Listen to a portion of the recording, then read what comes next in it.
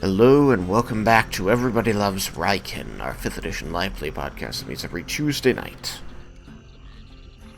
Last time, the party, the Voice of Change,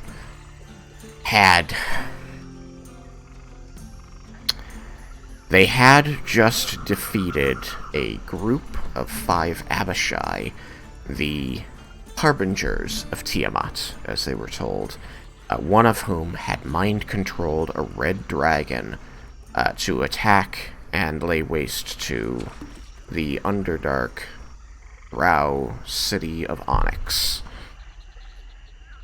They had thwarted these plans in killing the Red Abishai, freeing the Red Dragon,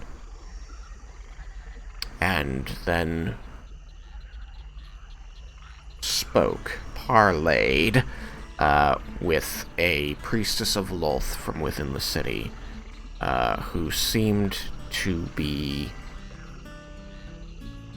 reasonably surprised that the Abishai had wanted the group to have this sword that the dragons had told them to keep. But given that the party did not seek entry into the city, that the Abishai had posed a threat as well, they allowed the party to leave without further altercation. Thereabouts, Cyrus arrived to aid his father with Ronaryl, as he learned was the name of the Red Dragon, and Doral, Cyrus' father, had explained, or at least asked Cyrus not to attack Ronaryl, which reasonably surprised Cyrus. Doral explained that Ronaryl was the Red Dragon keeping the volcano here alive, which was a heat source and a source of salvation for several small humanoid civilizations, and what he asked these people as homage to him was, in the gold dragon's eyes, not unreasonable. He begged the Red Dragon help him get the party to Sudaren in exchange for freeing him from the control of the Red Abishai, and Ronaryl agreed. And so after some discussion and some dealing with the Sword of Bahamut, the party took to the air upon the back of the Red Dragon. Not an easy ride, Laramendus finding a great use for the rope winder, and they began their long journey to Sudaren after Lair had requested the armor of Bahamut back from Nalia, and she said she wasn't quite ready to give it up, but she should be able to be ready within the next 12 hours. So, you are on the wing, flying through the air with this dragon, the ropes having come in very handy and prevented you from falling potentially to your deaths. You will be flying in this way for about the next 12 hours, and the Red Dragon does not do anything to make this easier on you. He seems to be flying quickly, he seems to be flying high, and I think those are the major factors. So, you're going to be rolling your Constitution to, first of all, stay awake and holding on tightly for the next 12 hours. So I would require 2 of those from everybody. They will be steep, given that they're covering 6 hours each. And because you're up high, it is cold. So that will be another factor for another Constitution saving throw. And then there will be 4 strength checks, which will increase in difficulty over time to continue holding on. Is that understood? Yeah. My only question is it checks or saves for the strength? They're all going to be saving throws. I did refer to them as checks, but everything is going to be a saving throw. Just want to be sure. Mm-hmm. So all of these are saving throws. If you have things that buff saving throws, like the Paladin's Aura, do remember to include it. So in total, we're doing 3 Constitutions and 4 Strengths? Yes. That is correct. So let's start first with the 2 Constitutions that represent basically staying, conscious and active to do these things. Well, Sam could just do them all at once, because of this nice little collection he's got going on there. But the order is probably important. Yep. So let's start with 2 Constitution saving throws first. What's the save from Raiken? +3. +3. I'm using my Galactic Ocean dice tonight.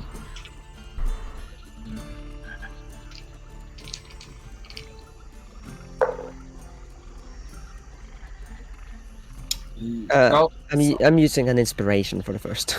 Okay. Ugh. The first Constitution is going to be the easiest. I hope so. That does not mean Which it will sucks, be because easy. I got a 24. I think even easy, I'm gonna fail this. Alright, I would like everybody to enter their first Constitution save, or do as Cyrus did and enter them with a differentiator. Where do you Tristan? get that? Oh, Snark. Hang on, yes, Elise? I cannot do anything with my character sheet because it's still assigned to the old username and the username is changed. Oh, really? Okay, what do I do? I don't know. Let me see if I can figure that out. I think I know. You should be able to... I don't know if it's... I think I need, deactivating the character, because I know it doesn't, delete it. Right, I think can it do sh- that. No, that just moves it to active. Interestingly, so the character sheet on my view says it belongs to Sophalisa. Really? Yeah. You try a refresh? I tried that several times. Okay, I'll try deactivating the character momentarily. Yes. And where'd they go? Okay, yeah, there she is. Okay, so if you go to the campaign page, you have access to that? Yeah, it took me a while to find it, but yeah. Okay, so if you refresh that, you should be able to scroll down and see unassigned characters and then deactivated characters. Yeah. Do you have any button activity with the deactivated characters, or do only I have the ability to activate them? I think you're the only one that has ability to activate them, but now it says Sylphalise for me and I can view it. Okay. Well, I'm gonna reactivate her. And then, I guess, just refresh the page and cross your fingers. Tell me if it didn't work. There, now it works. Yay! Okay, Thanks. cool. That was easy. I know there's some way to unassign characters again, but I don't remember what it is, but oh well, it worked. I mean, the unassigning in that case would be really weird because I didn't create Leah. That character sheet came from Elisa's old account. Yeah, actually, I think I know what did it. I think it was the URL. The URL probably still said profile/guaco/characters. Oh, yeah, yeah. Then you'll just have to do a new, make a new bookmark. Yeah. Okay. So, what was I saying? Right, people are doing their saves. Looking good, looking good. Looking terrible. Wow. Sam. Beasting things. Yeah, I used the Persephone's seeds in the Sapphire Knight ones. So I try the Lilac one for the next one and see how fucked I am. Okay. Let's See how get quickly it goes to jail. let's get those first 2 strength saving throws from everyone. Wait, I thought you said we were gonna do the con first. We did. I am looking Yeah, at it. yeah, I didn't Oh. because I was doing the Okay. inspiration thing, and Yeah. then I couldn't access the character sheet and all of Okay. that. Yeah. I apologize. Are you ready now? Yeah, I've rolled at least. Okay. So let's see.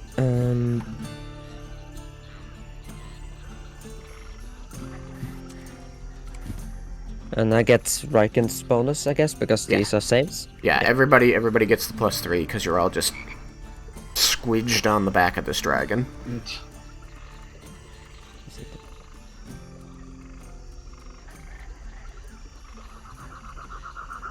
Okay, there's Leah's cons. Okay. So, I would like everybody to make 2 strength saving throws. These will represent the first 2. Jeb, you're at disadvantage on these. Hooray.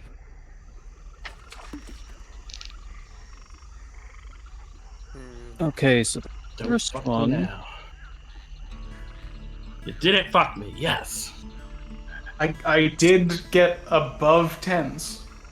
So, I mean, I've got that going for me. Thank God for Raiken's bonus. It is true. I would have done very poorly without Raiken's bonus. Was- Instead, I just did poorly. I think I lost my grip a little on the second one. You'll just have to adjust your hands. I think it's Okay. always a problem for me, you know, with a -1. Yeah. Okay. Let's see here. Wait, these are con. These look good. Elisa's con. Okay, that's right. I knew that. Okay, To be- strings. I don't know why I calculated this by subtracting 1 and then adding 3 instead of just adding 2.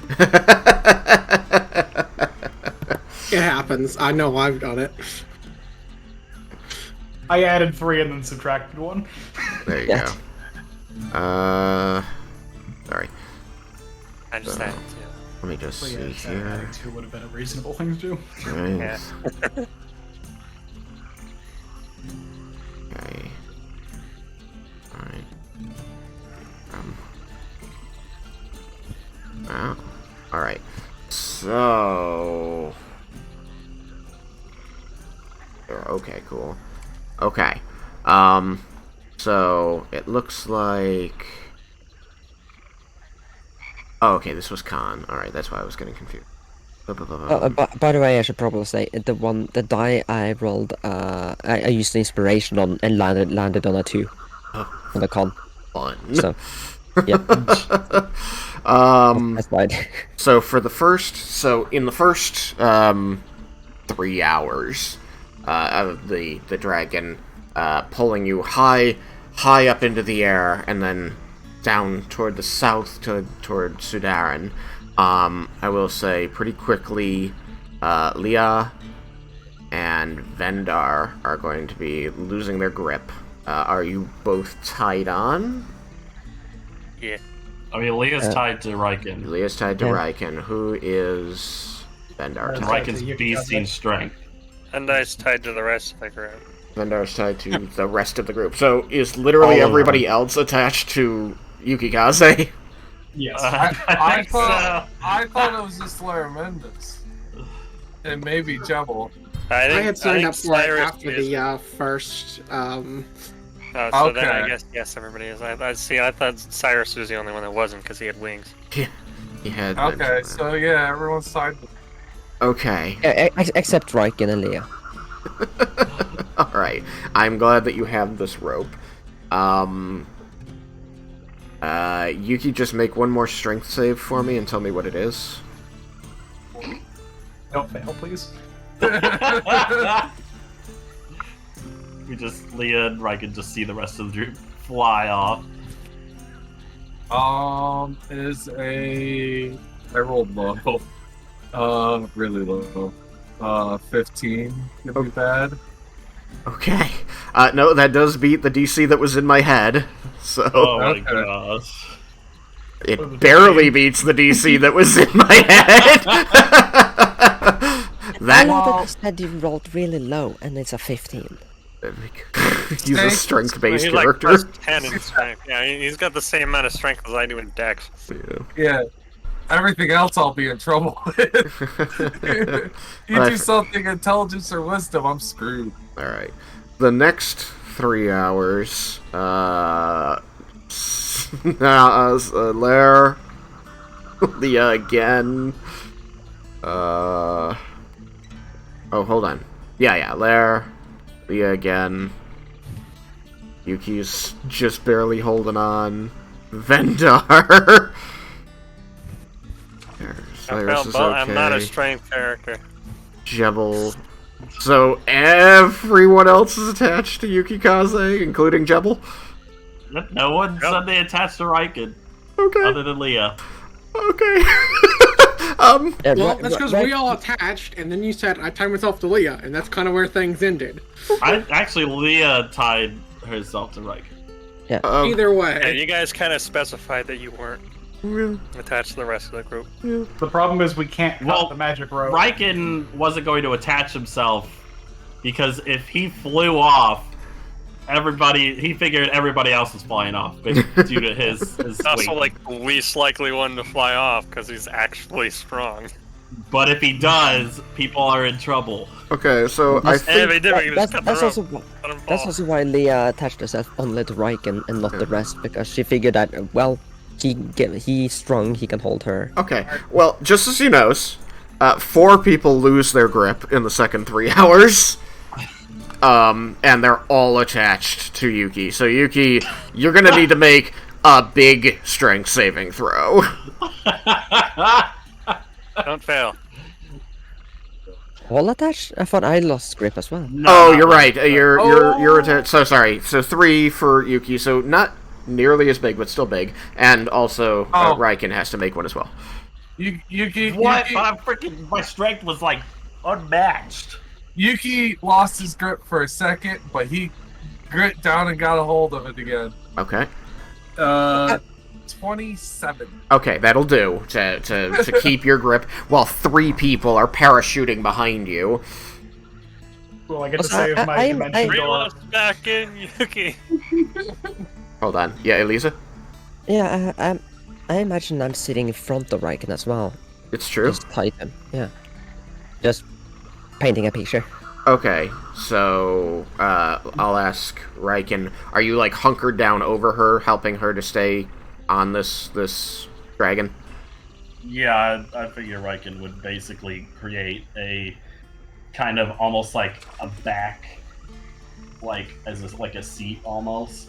Okay, then sure.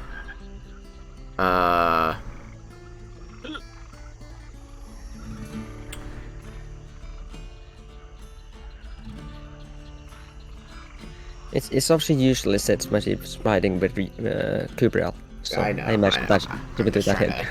I'm trying to make sure everybody's, or at least I'm being fair about how the rolls are being made, and keep things interesting. Okay. Raiken, why don't you just give me a strength roll as, like, some adjustment needs to be made as Leah wasn't totally, didn't have the best grip. Okay. Is this a save again? Yeah, it's like Yukikaze when somebody goes out to their tether. It's just 26. Okay, cool. Yeah, you're good. All right. So the second set of 2 strength saving throws, on which Leah would have disadvantage, though it matters less because of Raiken, but I'll still call for it.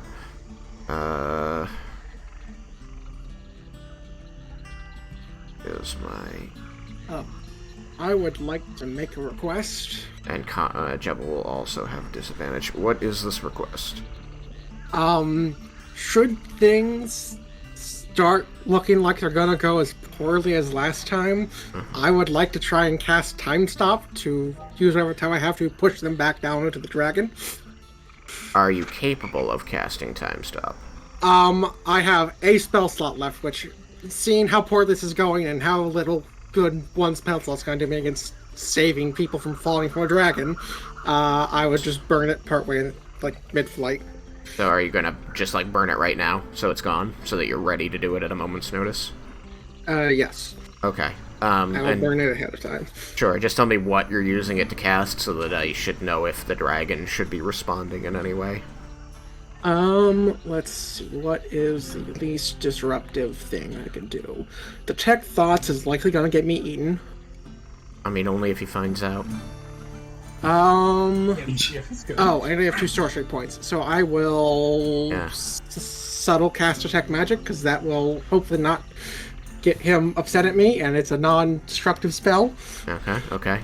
So you subtle cast Detect Magic, to make your first strength check at disadvantage. Because I believe that has a somatic component. It doesn't when I subtle cast it. Oh, it gets rid of the somatic as well? Yep, it gets rid of somatic and verbal. Okay. Just then not material. Never mind. Yeah, that'll do. And I'll just release the concentration immediately because I want to focus on holding on. Makes sense. Okay, so you are burning your last spell slot and both of your remaining points. Because you need to have 0 I am down of to everything. cantrips. Okay. I am down to the felt. Okay. At least it won't go boom. Oh yeah, that's not really been a worry since the desert.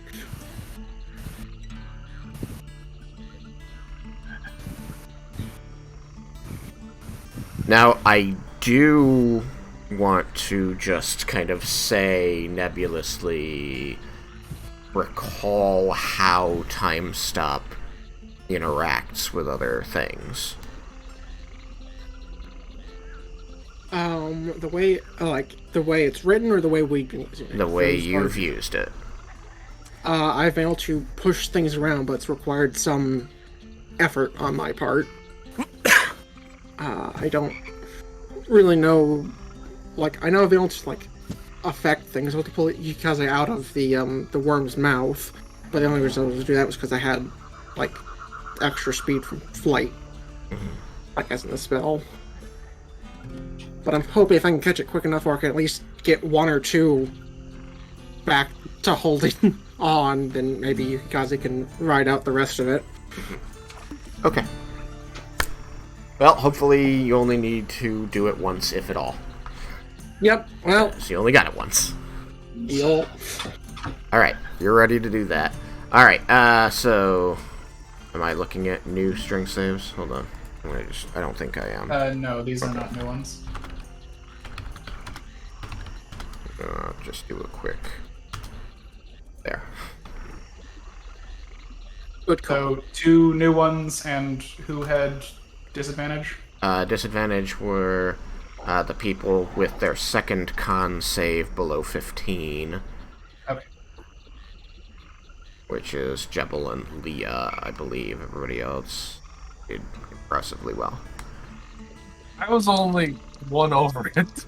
That's good enough. Yeah, it's true. So okay, so I have a disadvantage on 2 rolls. 2 strength saving throws, yes. Okay. Oh, wait. Which really just makes Raiken's life harder. True. I mean, hopefully it just makes his life harder and not makes you both fly Well, away. that was Well, that was things, the first. things might go poorly. No, We'll I'm see. excited. It'll be great. What were you saying, Elisa? The first roll was equal on the die, so the disadvantage didn't matter. Okay, cool. Alright, so write them down the way you did above so that I can feel for Just how... making 2 more strength saves. Yep, 2 more strength saves. What pretty even. And just so that you know, what is happening is that with each successive save, the DCs are getting higher. So the cons started at one place and then went up to another place. And now the strengths are starting at one place and going up each time. Well, I don't have I a think point I'm going to of be inspiration, relying on so, Yuki Kaze. This is, Yuki. I'm sorry. Yuki, I hope you didn't skip back day. I know, right? Because you are carrying the part. Oh, you are carrying the party in pretty much the most I literal did sense. okay on my second roll. The Sapphire one didn't like me this time. Not this time. If it wasn't for the disadvantage, the second roll would have been better. All right. I maxed on one and almost minned on the other. Oh, Raiken. Yikes. Oh, Raiken. Yikes. So, make us I think it will be funnier, for me at least, if I just tell you the DCs of C and D were 18 and 20.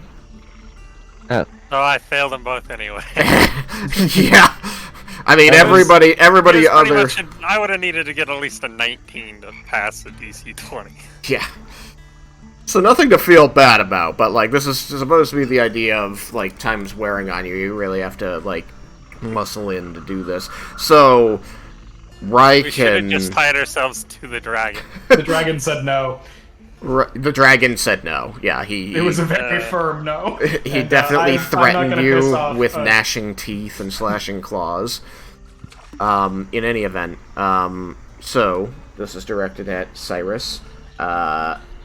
Into the 7th hour of flight, as the monotony of it is really wearing on you. The wonder, the spectacle of the world passing below you has not subsided, but it's cold. You've been doing this for a while. It's just, and he's not. It's like a car ride, but worse. And but it's a car ride where you're strapped to the roof of the car instead.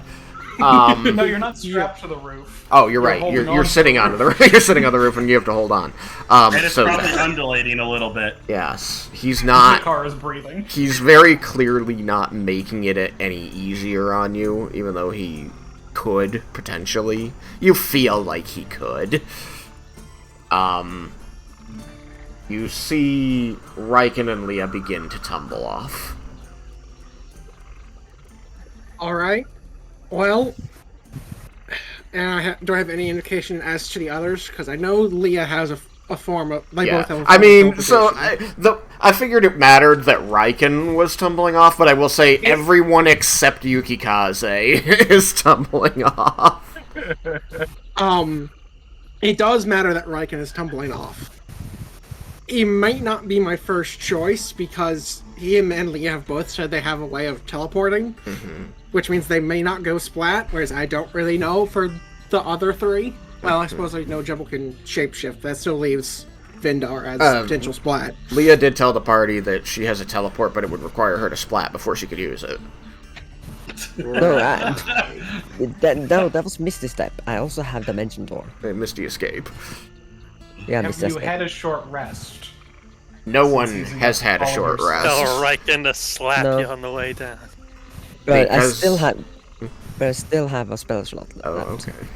I thought you used your last one to counterspell.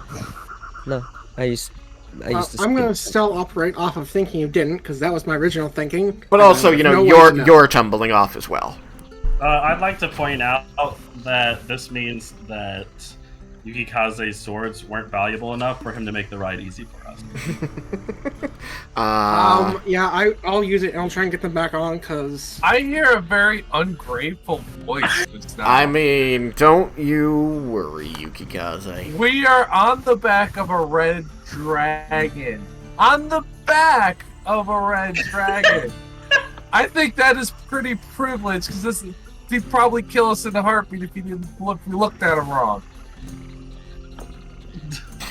Anyways, I'm going to use it to try and save Raiken and Leah, because I'm uncertain if they have a way to get back up. Alright, so 'Cause you I know we've activate just been a time big stop, and all of a sudden, you know, as you're, like, losing your grip and lifting away from the dragon, everything stops and and gravity takes hold of you enough that you fall back onto the dragon that has become a rigid surface beneath you. And Right. uneven, No but longer- rigid. Well, that's uncomfortable.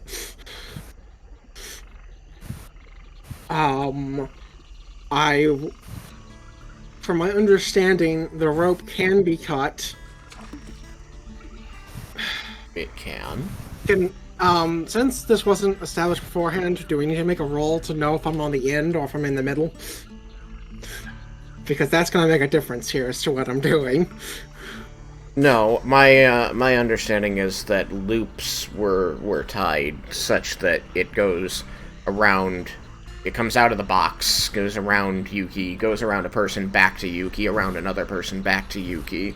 Yeah, so Okay. he's the first person from Yuki, though. Yeah. I think if But he he's cuts it- but so is everybody.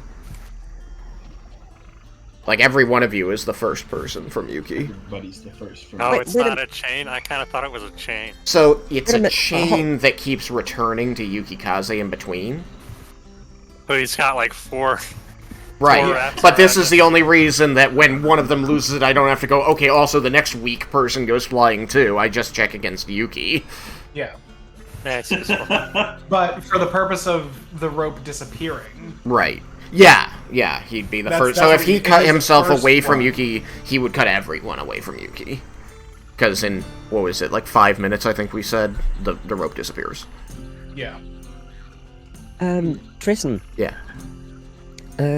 how long did it take to attune to the sword? It generally takes an hour. It took him less because he'd been fighting with it. Oh, okay. Just checking, because if that took an hour, that would have been a short rest for Leah. Right, but it didn't. It only took Right. him like 20 minutes after that. Yeah. So just making sure. Yeah.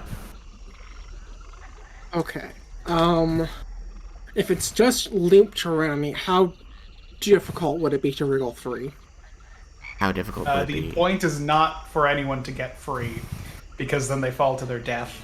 So probably fairly difficult. Yeah. So, like, you were losing your grip, and you saw Yuki losing his grip, so that's why you activated your time stop. You can now clearly see that everyone except for Yuki, or sorry, Raiken was losing his grip. Everyone except Yuki is losing their grip. Okay. So I will want athletics check, try and put their, like, pull their body into a position where they can have a grip again, is how I think you would handle this. Okay. Literally, like, pulling them down from their floating position, wrapping their fingers around some bit of scale that they can grip onto. Alright. So that's athletics check, just 1, 2, 1, 2, 3, 4, 5, 6. 6. Okay. Well, I guess there's 5, because not you. Not you, so 5. Alright, I will do what I can. Let's see how this goes. Athletics. Alright, I- let's say this I'm one's gonna for be honest, Jimbo. I'm even worse at athletics than I am with strength saving throws. Alright, what you got? Let's see. First one. I would like to use my inspiration. You may use your inspiration. Sorry, starting off so well. Okay, so never mind on that. That's a 3. Okay, It 3. went from a 3 to a 1, so it's still a 3. Oh my gosh. Alright, next is gonna be Vendar. What you got? 3. 3. Okay, cool. Excellent. Alright, let's The most say useful. that the next one is Lair. Okay. Roll it. Let's see. Oh, hey, look, it's a 1, so I get to reroll that because I'm a halfling. Okay. And it's a 3. Alright. That is a 18. Oh, okay. Alright. Let's, I'm debating if I want to start with Leah or start with Raiken. I guess let's start with Leah and assume that you're gonna roll low again before you roll high again. We're just gonna pretend that that's how dice work. Okay, so, let's see here. That's not terrible, for me at least. 11. 11. Okay. Just so everyone's in perspective, I'm rolling with -1 in case that was unclear. All right. So, Lair, super good. Let's see what you do for Raiken. Alright, Raiken. That's an 8. Can I mulligan that? If you can afford a mulligan, you may buy one mulligan. I will buy one mulligan for that. As if I can't save him, then Leo's going to splat regardless. Where's the button? Where says mulligan? There it is. Boop. And that was a 1. I assume half-life buck still plus. That might reread it because it's been a while. Racial traits. Lucky. When you roll 1 on the d20 for attack roll, ability check, or saving throw, you can re-roll the die and must use the new roll. So that 1 no longer exists, and there's a 3 in its place. So is a mulligan advantage or a new roll? What do you mean?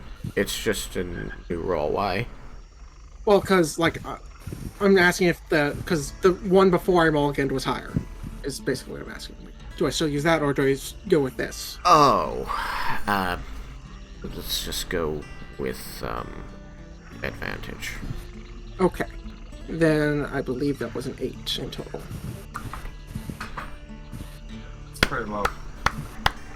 So you stop time, you fall back on the dragon, you see everybody lifting away, you go, oh gosh! And you grab them and pull their arms back and try and lace their fingers under scales that you think will help them. You kind of eyeball it on some of them, you're like, I think they got a good grip now. So at least, I don't know, maybe get them closer? Yeah. Why is this one so heavy? And then you go back to your spot, and I will let you re-roll your strength saving throw. Okay. Oh, boy. That is Raiken still off the dragon? Time hasn't restarted. Well, this would be as time restarts, so you're basically just getting a second chance at this strength saving throw because you failed, stop time, and then you're like getting back to your spot and like kind of grabbing it, going, okay, yeah, and I think I've got a good grip now, and you let time I start. missed, or the jolt makes my fingers come loose as things start flying at high speed again. Because that's a 9. Okay. Alright, so, Lair, I'm gonna say you're fine. 8. Leah, I'm gonna say that you're okay. Raiken, you've got another chance. I will let you do it at normal. I want to make you do it at disadvantage, but I'm gonna let you do it at normal. You're nicer than me. Uh-huh. So nice. And me. I would have given it disadvantage at an 8. Yeah. I love you, Tristan! Uh-huh. Everybody Well, I else flies out to the end of the rope, which is Jebel and Bendar. Oh, you can cast it. Ah, Take it like a chance. fuck! Can I roll Dex to grab on one of the other guys as I fly past? You may try, yes. Who are you going I to feel grab? like I'm gonna have to use a mulligan here. Can I try to grab Yukikaze, or is he in front of me? I imagine that he's in front of you. Alright, then I guess I'll try to grab Cyrus. Oh no. Alright. So, you make your dex save, which, I got a 28. yeah, Or no, honestly, it's the save, so 31. why even ask? Cyrus, you So get to I make go another flying strength with saving Bendar. throw. As I fly back, I Another grab strength onto your saving throw for arm. me, you said? Just wanna make Yeah, but if the DC's 20, can you even make that? sure. With Raiken's bonus, I can. Okay. As a matter of fact, 20. Okay. I got a 17 on die, and I have +1 from the cloak and +3 from Raiken. And a Okay. -1 from strength. Yeah. Okay, cool. He doesn't manage to pry you up off. Lucky you. Yuki, I need you to make one more strength saving throw to see if these guys all flopping around and the rope tethers behind you manages to peel you up. Nice. Tristan, I'm gonna have to use a mulligan. Okay. Go for it. Don't fail me now, dice. Good dice. 27. Okay. Oh, thank God, that's better. 22. Okay. It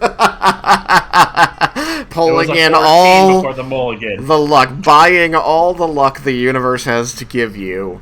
You manage to get your fingers under these scales and get a better grip. You do see the dragon kind of like winces and like shudders in his flight a little bit as you drive your claws under his scales.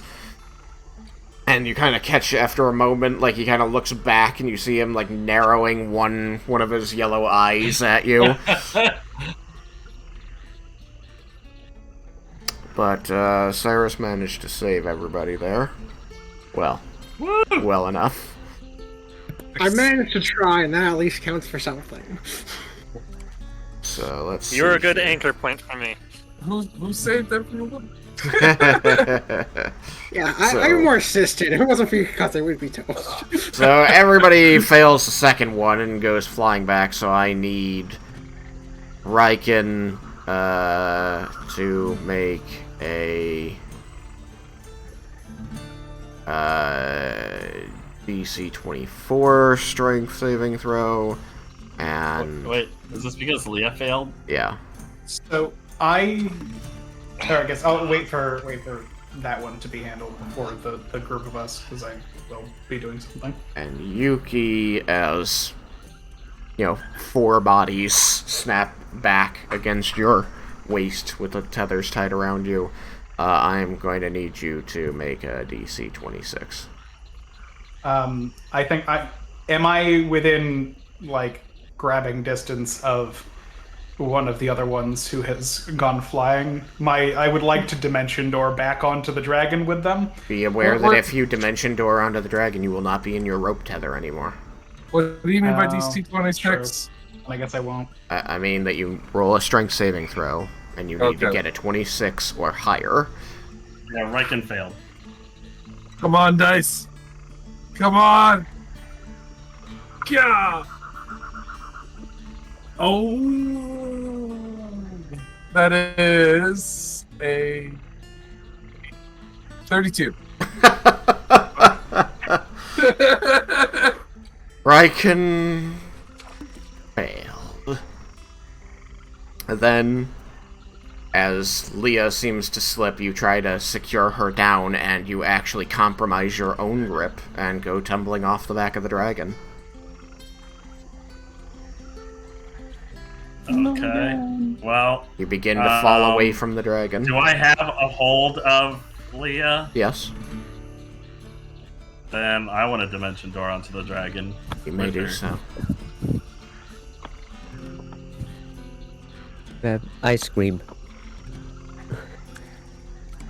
You begin to fall away from the dragon, seeing it speeding along through the air, and you notice that the dark mass below you, the split between land and water being the shadow of land and the glinting, uneven surface of the water, begins to rise up toward you. You take a tight hold of Leah, hugging her to your chest, and imagine your spot on the back of the dragon, and cast your spell.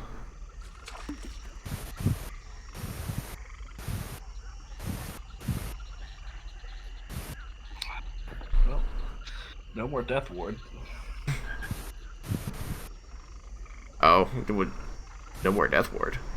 I won't be able to cast it Oh, if like okay. we get into a fight. Gotcha. I haven't used it. Oh.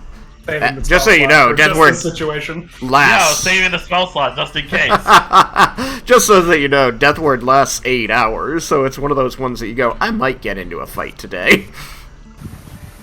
I Yeah, might fall off the back of a dragon today. But but I didn't want it to like put it on and then you're like, all right, 9 hours later. Fair. Fair. yeah, I mean, hey, it it served you today. Look at that. Maybe you finally overcome the whole I was saving it for later. No, you haven't, let's face it. So, you teleport back onto the dragon, and you both quickly reach down to try and get a new hold. So each of you may make another strength saving throw. Oh, god damn it. If I fail this one, I am screwed. Then I have to dimension door, and I cannot, do it all over again. and I cannot promise I will dimension door back on the dragon then, because that is my last save. That like my last spell. And if you fail again, then we're dead. So might be wiser to aim for the ground and. I mean, you might not die. Raiken fell from really far. Well, There's no, only so I much failed. fall damage you can take. Oh, Raiken. Just Yeah, keep have- getting worse. What number was it? With my +9 in strength saving throws, I got a 12. Oh gosh, I can't help you. Well, then it doesn't matter with me really, but do I have I mean- disadvantage? Well, Is it the con save? So yes. Yeah. Yeah. Like, doesn't matter anyway with my well, that is oh, it was okay, good. It looked like a 1, but it wasn't a 1. Okay. 5. 5. Okay, so you reach down trying to grab hold of some scales, and your fingers just slide over the tops of them. You can, you get that sickening feeling of your nails scraping against the surface harder than them as you try to get purchase and fail. And you find yourself once again tumbling into the void. I just imagine the rest of the group, Where'd like, Cyrus go? they see them fly off, and then all of a sudden, oh, they're like, oh, they're gone. Boosh. Oh, they're back. Oh, no, they're gone again. Yeah, I'm gonna scream sorry again, and I'm gonna do dimension door, and I'm going to aim for a spot that can see on the ground. With Raiken? So, you begin fall here. You are higher than 500 feet up, just so you know. Well, at that point, I'm gonna wait until I'm close enough and aim point at the ground. Which is fine. So, as for the rest of you, you have just witnessed Raiken and Leah lose their grip, tumble off the back of the dragon, suddenly reappear a few seconds later, and then tumble off and fall off the dragon again. I'm just gonna wonder if my scale is on the fritz, because I basically just saw a time glitch. Ah, shit! So, is anyone going to say or do anything about this occurrence? We should probably ask the dragon to land. Also, what about Doral in this whole thing? Doral is focusing on holding on with his low strength. Is he succeeding? He is. That's impressive. He is a very resilient person. Very, very nice.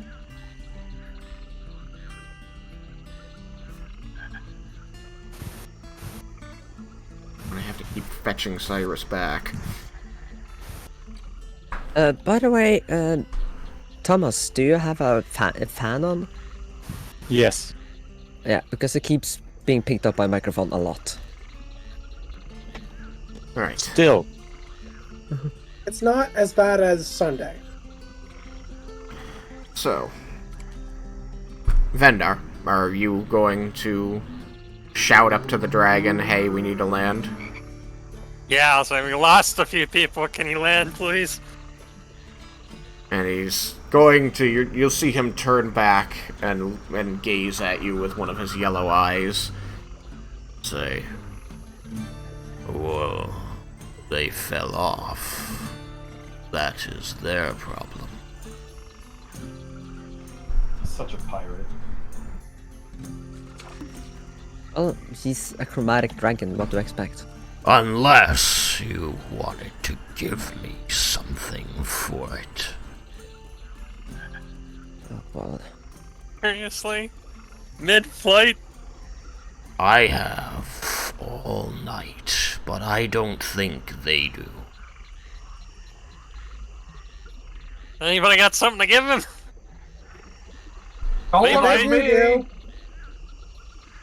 Going to narrow his eye at the human, say, are they not worth anything to you, human? Let's see what I got.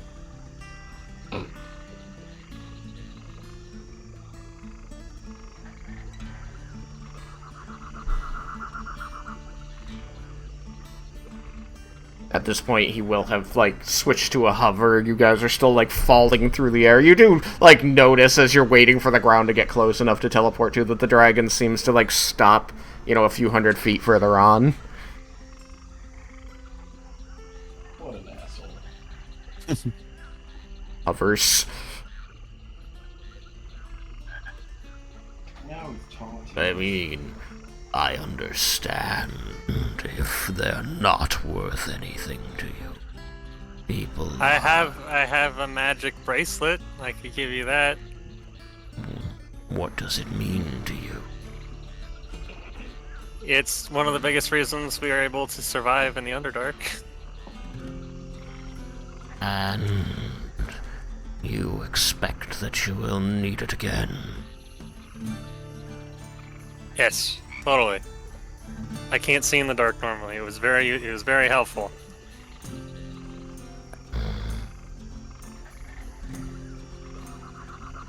He seems to, like, weigh your words, and you notice, as he is watching you, you see his eye, you know, the pupil constricting and expanding, dilating, and you feel like he's looking into you, weighing your words. You feel like... Can I roll persuasion? You may. But you do feel like this is a person who knows more about the world than you can lie. You feel I got a 23 persuasion. 23 persuasion. Okay.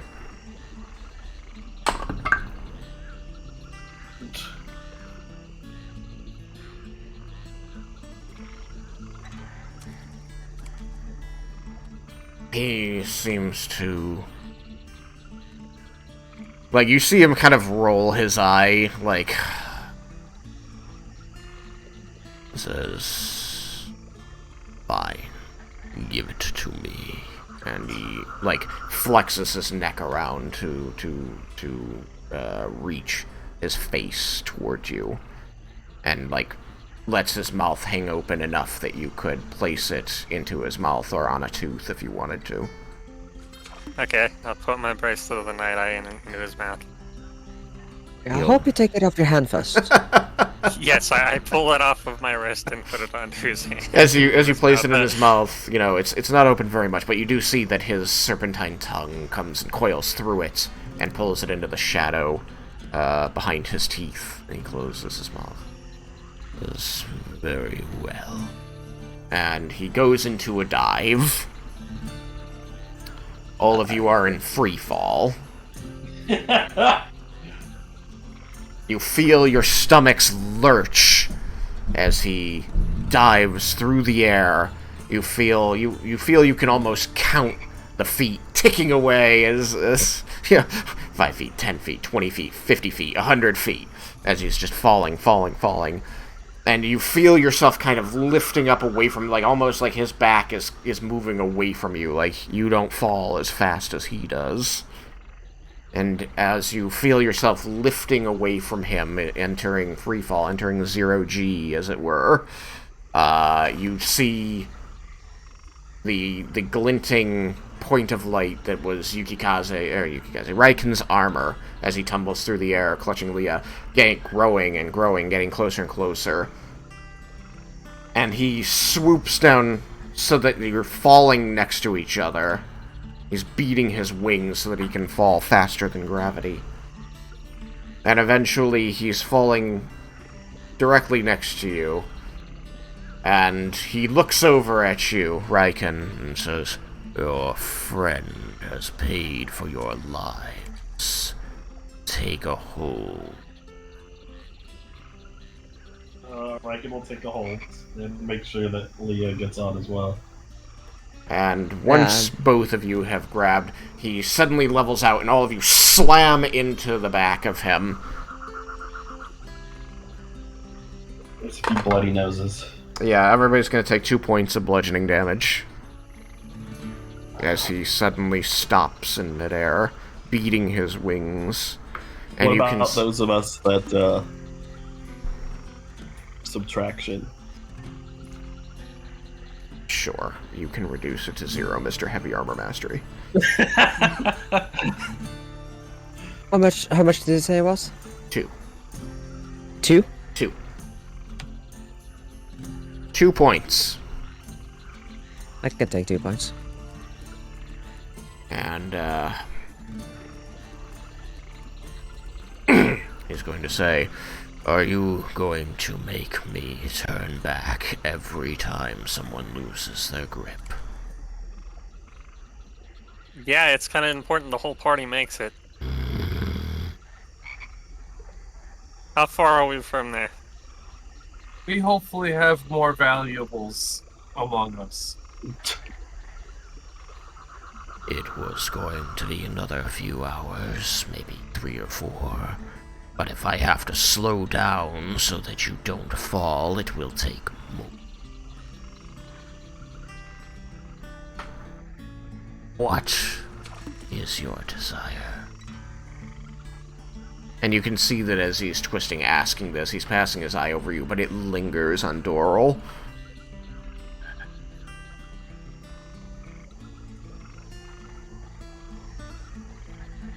Hey, it's more important that we all make it than that we make it there faster.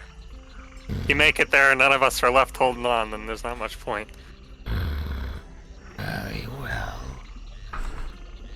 And he begins to ascend more gently.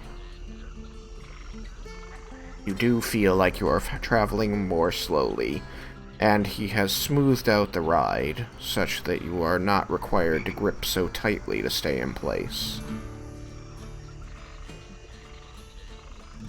Clearly, he could have been doing this from the get-go. Then we would have been getting there slowly. Then he wouldn't have been able to extort us for more things.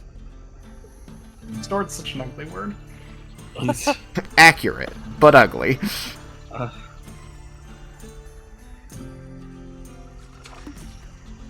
So, the several hours pass.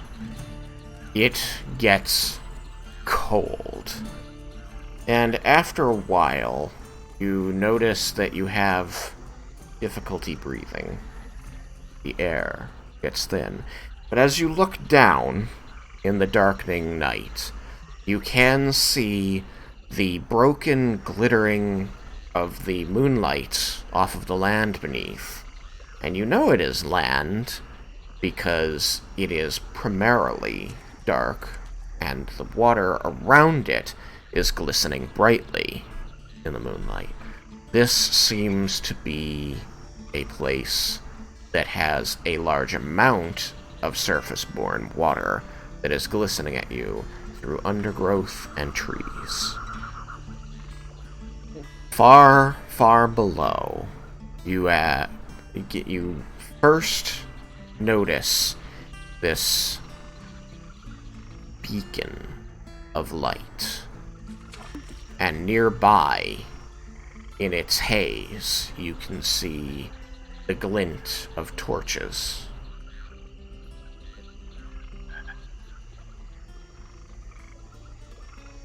I believe I said darkening night, but I meant breaking dawn.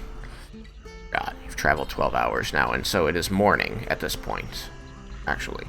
So, you, in the sunlight of morning, pardon me, you do see the brown of roofs of buildings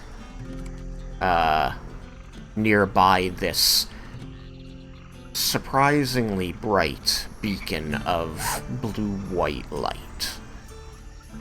And you don't really have a way of knowing for certain, but you feel like the distance is extreme. Like, he was flying high before, but especially with the added cold and the thinness of the air, you feel like he has gained altitude. And as he comes to rest, hovering in the air up here, you see that he is pretty much directly over what you are guessing is a village of some kind, or a town, that appears to be in the midst of a green forest, inland from the sea. And he says, over his shoulder, glowering at a lot of you sitting on his back, "Well, I have fulfilled my end, Doral. I have brought them to Sudaren. Now get off my back."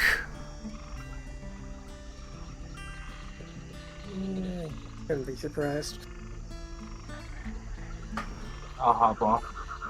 Yeah, I'll get off. I don't want to be on this back anymore. Well, I'd like to reiterate for those who might not have been attention. Alright, We're you several hop off thousand and you feet in the begin air. falling thousands of feet. We're still frozen. Yeah, he, I made my choice.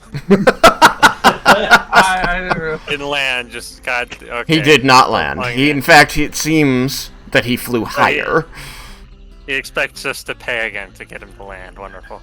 I like the man who picks up so quickly on the game. Either that or you need a landing strategy. A real So good what do we got? Who wants to... Anybody got anything to pay him? And you can see Doral is like looking angrily back at the dragon, but he seems to be turning it over in his head, and eventually he just closes his eyes and shakes his head. Says, "Unfortunately, that is within the letter of our agreement, Ronaryl." Could have been more specific.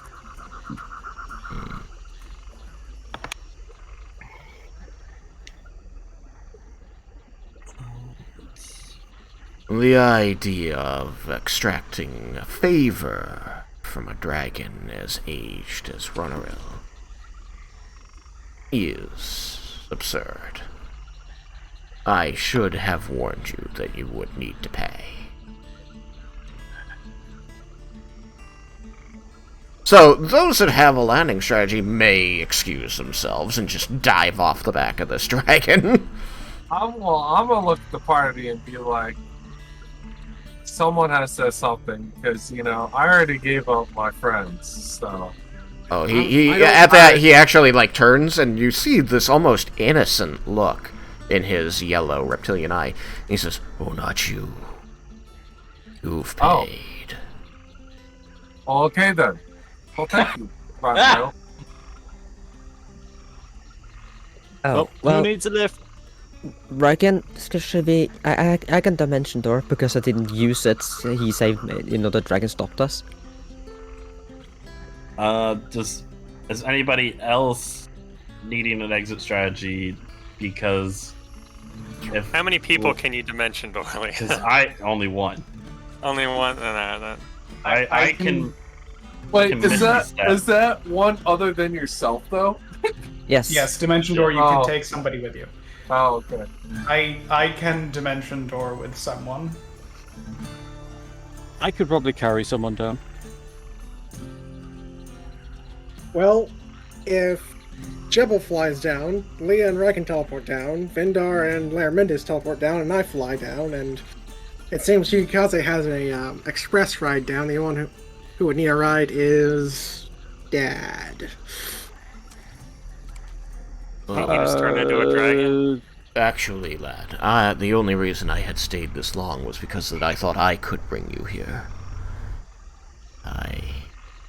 I didn't anticipate needing to cast the wish spell. It is a fair point. So I was thinking that I would take my leave now. As long as you're sure. Well.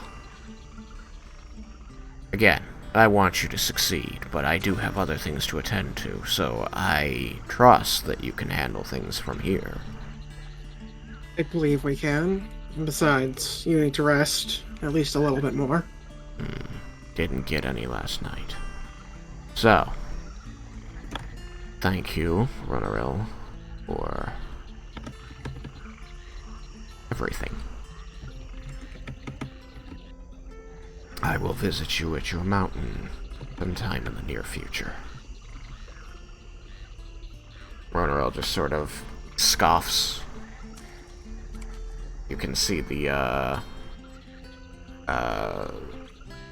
bracelet of Night Eye looped around one of his, one of the fangs on his lower jaw as he makes this noise.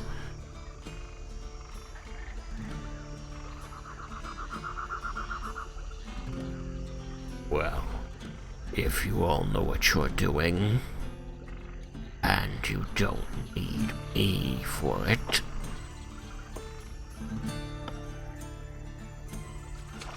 I believe the one who is paid still needs you, but the rest of us, I believe, will be getting off. I can see to my own affairs, Squirt. My apologies, Ronaryl. I was just attempting to make sure things were clear.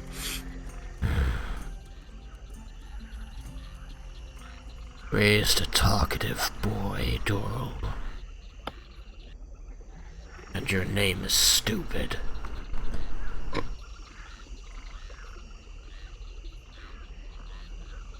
Doral actually seems a little bit hurt by that remark. Laramendus tries to hide a smirk. He does very poor. Do I need to roll perception for that, as my passive perception is also very poor? If you were at all like keeping, like seeing Laramendus, it is not difficult to notice that he smirks at this and very clearly tries to hide it poorly. Now then. So, you all bail.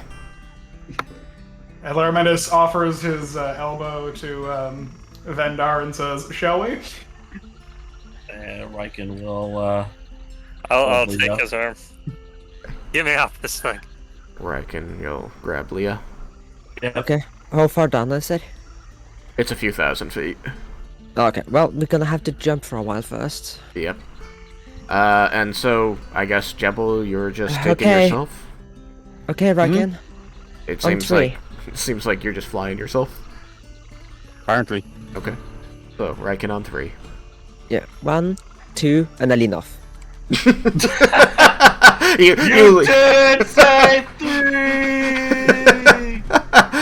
Raiken, do you let her tiny mass pull you off the dragon unexpectedly early, or are you just gonna be like still holding her as she leans away from you, like kind of perplexed? I like to think that somehow she got the best of him this time. Oh, And okay, so okay. He's falling with her. Because you didn't say 3. Yeah. Very well. You all, except for Yukikaze, depart the back of the dragon. Yukikaze, you are left on the back of the dragon for the moment. Doral leaps away after the rest of the party has departed and transforms back into a dragon. This gold dragon, larger than Ronaryl. His scales gleaming in the morning light. And he nods to Ronaryl, who sort of snorts toward him, before flying off due north. And after the dragon departs, Ronaryl loops his head back to look at you. Says, I will take you to the ground now, in exchange for your payment from before.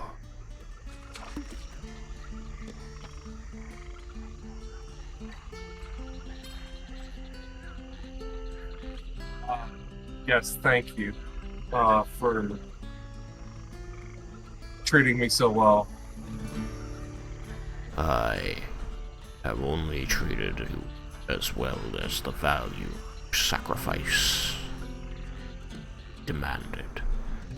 I do wonder, though, why? What calls you to follow Bahamut?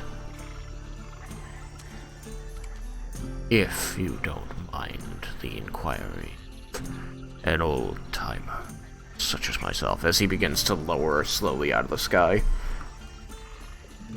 Being a nomad village and relying on others, always being kind to everyone around me, and always needing to have someone to have your back. Looking out for others has always been a huge part of our tribes. We wouldn't have survived without each branch of our group. So taking care of even the little guy who might seem insignificant is actually very great. If you were to have removed that weakness, you would have needed to protect fewer people, been more capable. And you've also been very lonely, too. That is best. Even with your great power, forgive me for stating, still enjoy seeing the village that you oversee doing well, right? He narrows his yellow eye at you as you ask. I do wish to see my possessions thrive.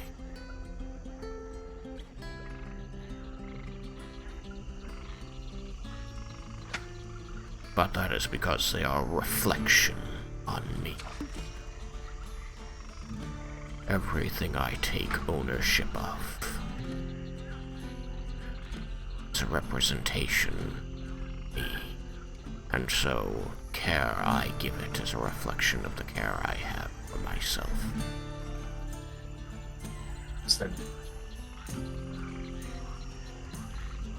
That is why your swords will be safe with me. I actually make one more request from you. Small one. He does glare at this. What do you want? Can you put my friends in a spot with lots of plate?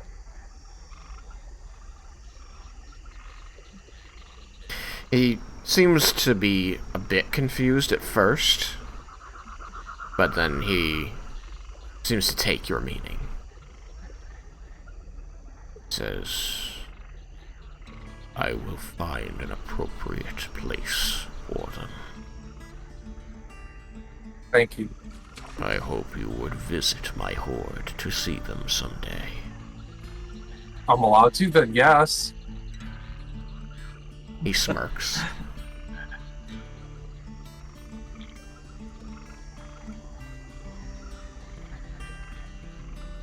What are you going to do with the children of Tiamat?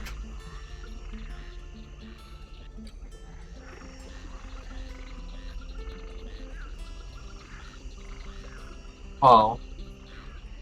These scales, you're going to use them to put them to sleep again, are you not? Oh yeah. If that is what has to be done for keeping everything safe, I wouldn't necessarily want them to be miserable or harmed if they're not You planning have on. 3 choices ahead of you. Either you will allow the children of Tiamat to run amok and shape the world as they see fit, commanding the dragons beneath them. Or you will use the gems, these scales, to put them back into their eternal slumber. Or you will kill them. Those are the only things you can do. Yeah. I'd probably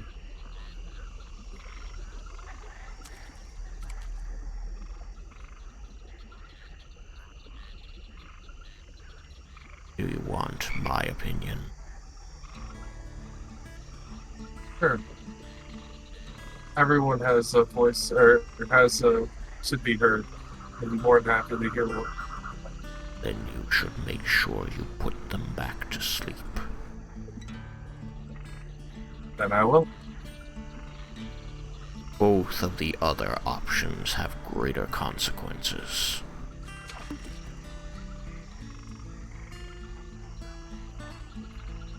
But that is what I would have you do.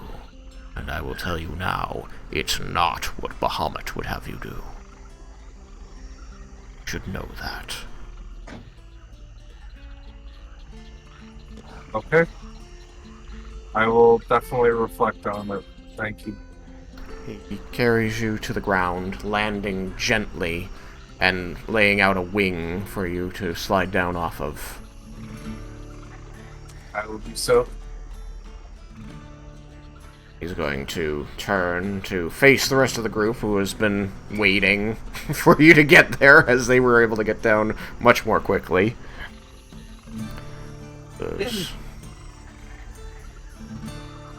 I bid you all return to my domain someday. Contribute to my horde again. Like this one. He reaches out a large claw and, like, pets Yukikaze's head fondly. Before chuckling to himself, spreading his wings and launching himself back into the air. I'll wave goodbye and say, I'll definitely be to see my friends. Oh, wait, chopped liver? You're a weird guy, Yukikaze. So, as you are falling through the air toward this place, you see that it is a large green swampland. There is a town, village here. You were able to see a great number of people, or at least compared to the buildings, milling about, interacting.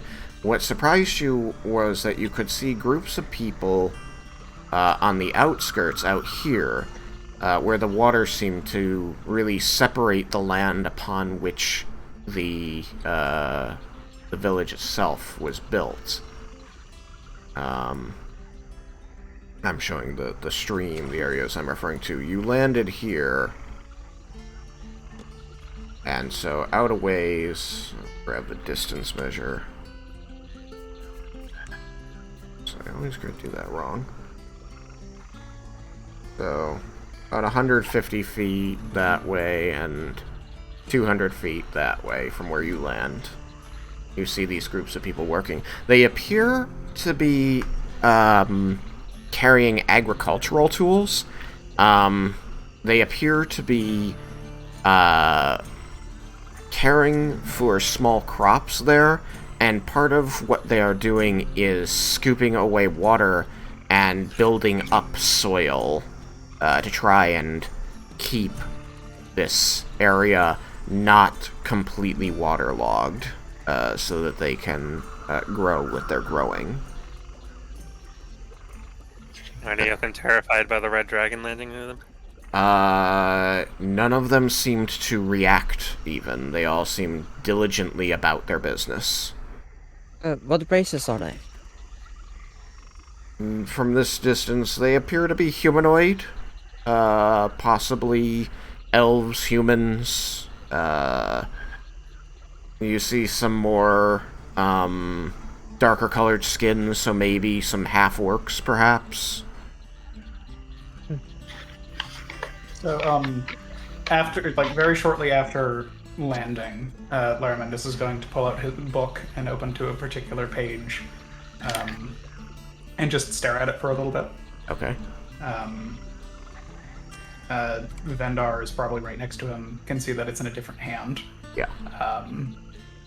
And I don't know if he's seen anything that Nali has written, but it appears to be something that she wrote. I would lean over his shoulder and look, but he's too tall. I try anyways. You just fly off the ground so you can do it. I would, but they would just make the pages flip back and forth, and it'd just be a pain. To Vendar, does Vendar try and read it, or does he just? Sure. It appears to be a letter from her to him, expressing joy about his decision to settle down in Bromdor, and it goes on in a similar kind of vein, an invitation and things of that nature. And he just looks at it fondly. And then when the red dragon lands, he seems startled and closes the book quickly. Ah, you're moving in with Nalia, huh? Hmm? Moving in with Nalia? That was from when I was first in Brilmont. She was trying to tempt me to the capital. But I'm glad that the letter can stay with me. Although it did cost me a 6th level spell slot. You probably should. She definitely wants it.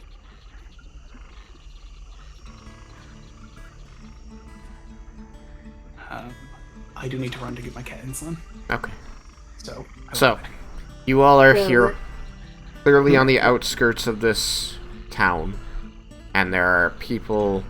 The nearest people appear to be either in the town proper or out doing this farm labor. The people doing the farm labor seem not to have noticed what was going on. You are in this marsh. I should state that a portion of the map I'm using was designed by another user of Tailspire, same one as Derek, Gajia, so credit to them for portions of this design. I did do some of my own work on it to create one of the zones, though.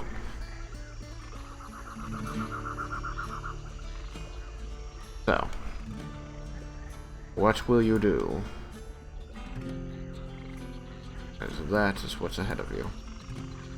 Real quick before we go, I'll be like, Thunder, why does it make you weird? Why does it make you that your obsession with your swords? Yeah. I've never met anyone like that. Literally go to visit a red dragon so you can take more of your shit, so you can visit your old swords. He said I could visit. He didn't say I'd bring tribute. At least the first time.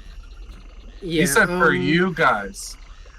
He also said he'd be bringing us to here. And, well, while he technically did do that, he left us in the sky. And so while he did not technically request payment, it may still be expected. Maybe. I mean, the payment was all he wanted. He didn't give a shit about us. Had to pay him extra so he would turn around and pick up Raiken and Lee after they fell. You what? What did you Oh pay? yeah, I guess we should have mentioned that. But I anyway, had to give up my bracelet. I Long can no longer story- see in the dark. with the combat, when you're a fighter in the front lines, you don't want your weapons to fail you. So you treat them well, and they treat you well. You don't want a sword to break or chip and then cost you your life. So, They weren't even special. They were just swords. excuse me. Let's slow down. That doesn't mean they're not special. Just means they're not magic. There's a slight difference there. A Magic non-magical. didn't have any special abilities. It was like, they're no different than a different sword. Doesn't need to. He just I doesn't. think need that there's magic to be nothing that I special. like. He just doesn't understand. All right, so I mean, the Gooinator's not magic, but it's special. It does something that most bows can't. I couldn't just replace the Gooinator with a different bow. You have nothing of just sentimental value. all right. So, do we want to go greet these people or interact with them? Gear gang.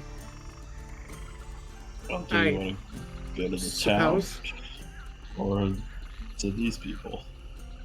I mean, I suppose the real question is, do we want to get rest or go to that light we saw? Because given its coloring, it gives me a bad feeling. Yeah, tight on time. We are here. That's a positive. And just so that you're aware, because you fell and would know, if you're looking at the screen, the light you saw, where I'm indicating my mouse, you can kind of see the white blue there. Beyond the village from where you are. You know, how well are people to continue? I mean, there was a difficult ride, and we had a long day before it. Yeah, frankly, I have nothing left in the tank. I mean, I can take a hit or two, but that's about it. I used all of my magic in the fights, and then expended the little bit I had left to make sure I could try and use time stop should someone fall. And, well, it might have helped the first time, not so much the second. Or suppose it helped the second and not the third time. Yeah, that's We did save a lot of time getting here via Ronaryl. So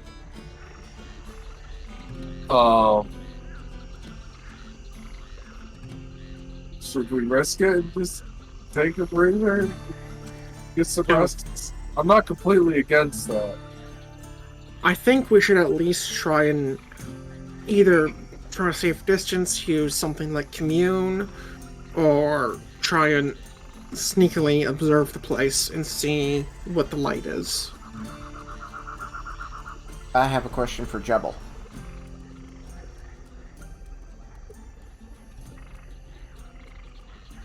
Oh. You changed into a flying creature to get down here, right? Yep. What creature did you turn into? A sparrow? Owl. An owl? Are you continuing to hold that form for the time being? Yep. Okay. Just wanted to be aware of what and where you were. Are you in a tree, or are you, like, on somebody's shoulder? I am... How sharp are owl's talons? I mean, they could sit on somebody's shoulder without destroying them, but they are sharp. You have armored friends who you could sit on, who you wouldn't be able to get your talons through their armor. Oh god, what are we starting the Odyssey now? Somebody's wearing a helmet. Yes, Dragonborn are. Well, then they've got an owl on their head. Raiken, there's an owl on your head. That's actually a decent point. Jebel here could probably make a decent scout.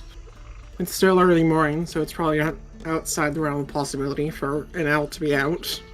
And they're not exactly the most noticeable thing, unlike us. They also fly quiet. You can't hear their wings flap very loudly. I reckon he could, nodding towards Vendar.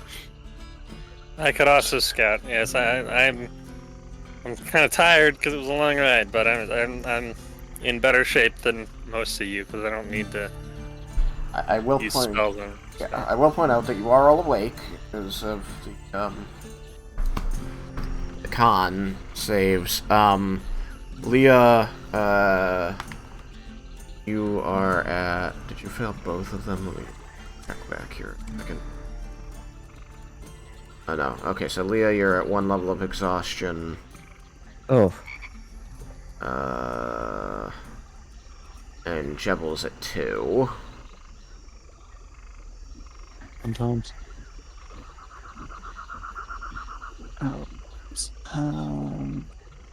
Nobody else seems to have levels of exhaustion, but you are all tired.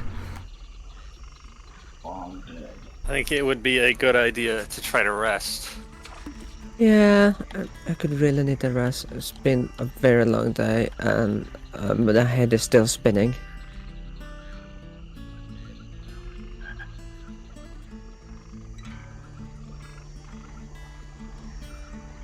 Won't go against the group if that's what you all want to do, but I still feel it's worth at least trying to gain some information on that light before making decisions.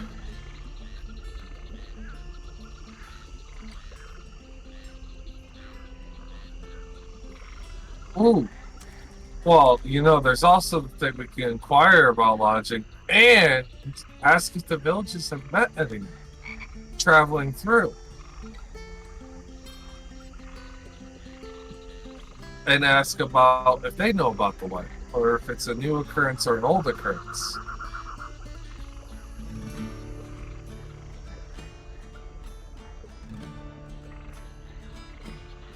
Did you guys hear me? I hear you. Yeah. Okay.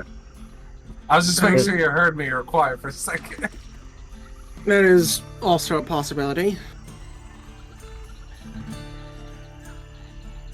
I just want to rest. I'm tired. Alright, so we've heard from myself, the Dragonborn, Leah, and Vindar. I think, Vindar at least. I think you should ask the owl. Can the owl speak? I'm pretty sure he can understand. I don't think he can... Okay, let's go with 1 hoof for yes, 2 hoofs for no. Can you understand me? Okay, so 1 for yes. Yes. He just like stares at you, cocks his head to the side. He's already forgotten. Then it's who? Alright, let's double check that. It's 2 hoofs for yes and 1 hoof for no. Who? Can you understand me? Okay. Making sure it wasn't a fluke. Who? Question mark. But now, are you sticking to 2 who's for yes and 1 who for no, or are you going back to 1 who for yes and 2 who's for no? Sticking with the methodology I just said. Let's hope you remember that.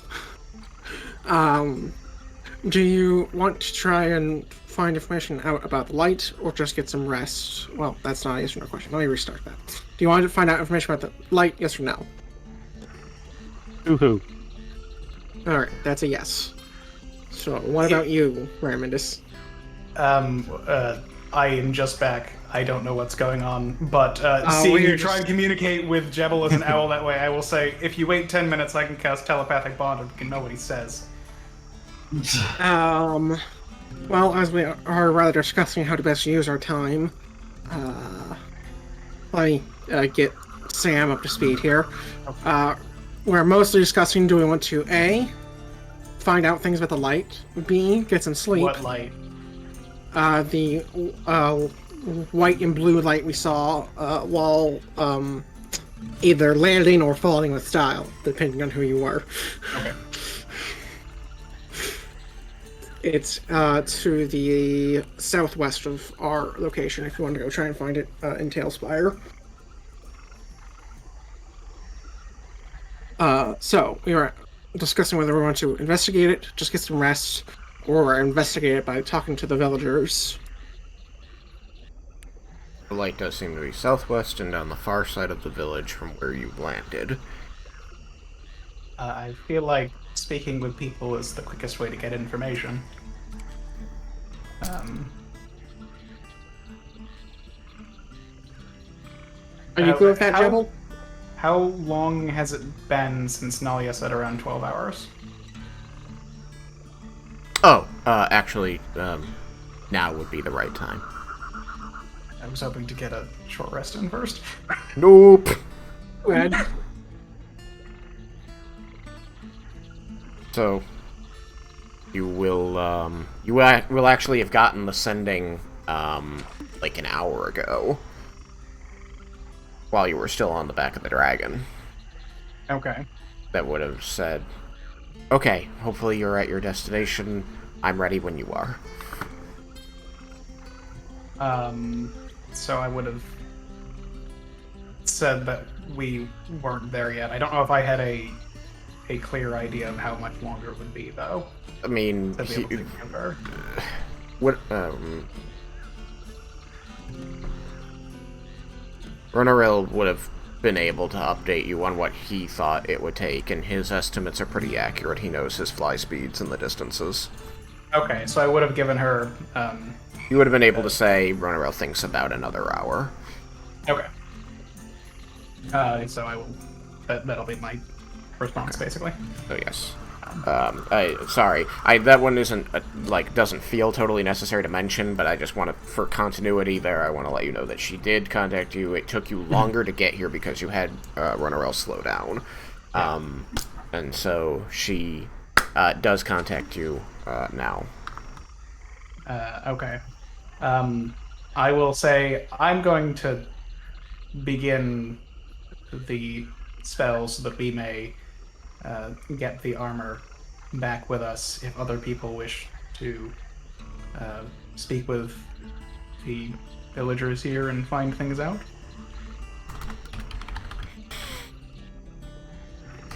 Sounds like a plan. I suppose those of you that are particularly tired might wish to stay here, as that involves less moving, while the rest of us go to find out what we can. Yeah. I do not think I should be left alone. I will be very distracted. Exactly. If people are not staying here, then I am, because no one should be left alone while casting a spell. I'm staying. I don't have any spell slots though, but I'm staying.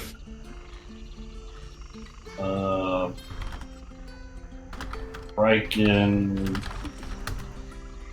would probably stay for one to protect Leah, since she have any spell slots, even though she still can technically attack, but more for protection for her, and Remendis while he's doing the spell, because Raiken is probably the most battle ready of the group, maybe, or at least towards the top. All right. Jebel, would you like to come with me towards the village?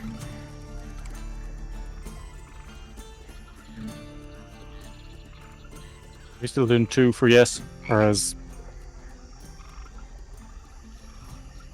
That's a who for yes, in case you've forgotten, or one who for no. we haven't had telepathic bond hasn't been cast. No, because he's working on then yes, circle. who. Until telepathic bond goes up, Jebel, who's only. Or you can bite them. That also works. Again, though, once for no, twice for yes.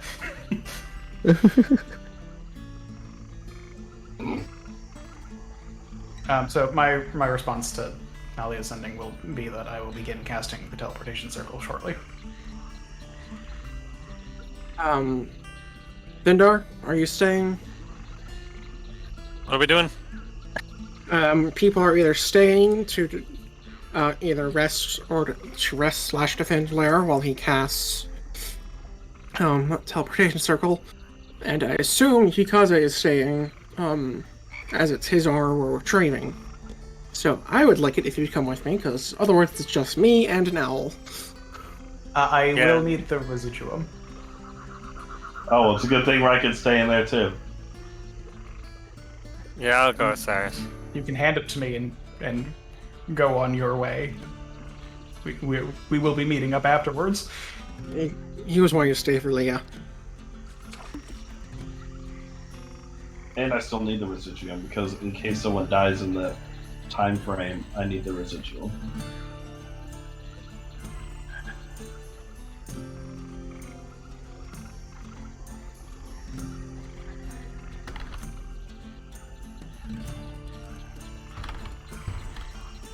Seems reasonable.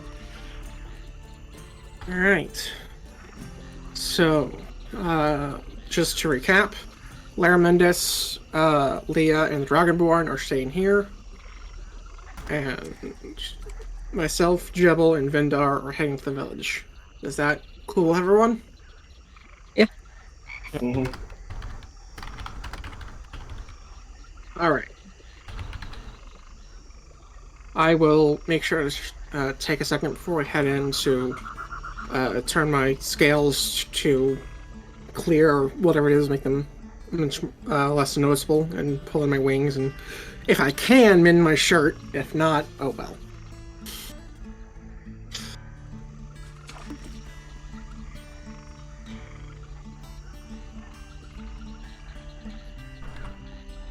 What was wrong with the shirt?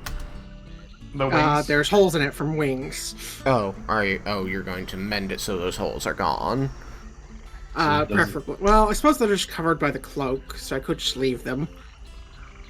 Back nip slips. Up to you. I'll mend them. I don't think I'll be needing the wings, and it'll look nicer. Okay. You may cast mending on the shirt twice to fix the 2 holes.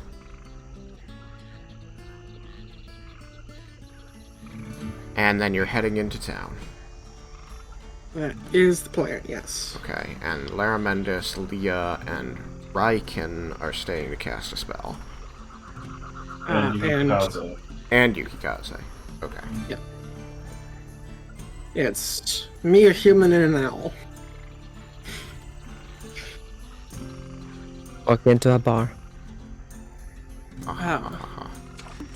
Crazy. Hey, Vendar. I know you gave up your, bracelet of Night Eye. If you don't have anything you intend to replace it with, I could give you mine, once I have the chance to attune something else in its place. Yeah, I'll take it. I don't have anything to replace it with at the moment. Alright. As it would just be going to waste my bag, I see no reason as to not, at the very least, to borrow it, if not keep it. Well, thank you. I'm glad I was able to use mine to get the dragon to save Raiken and Leah. Well, it was certainly going to be worth more coming from you than me.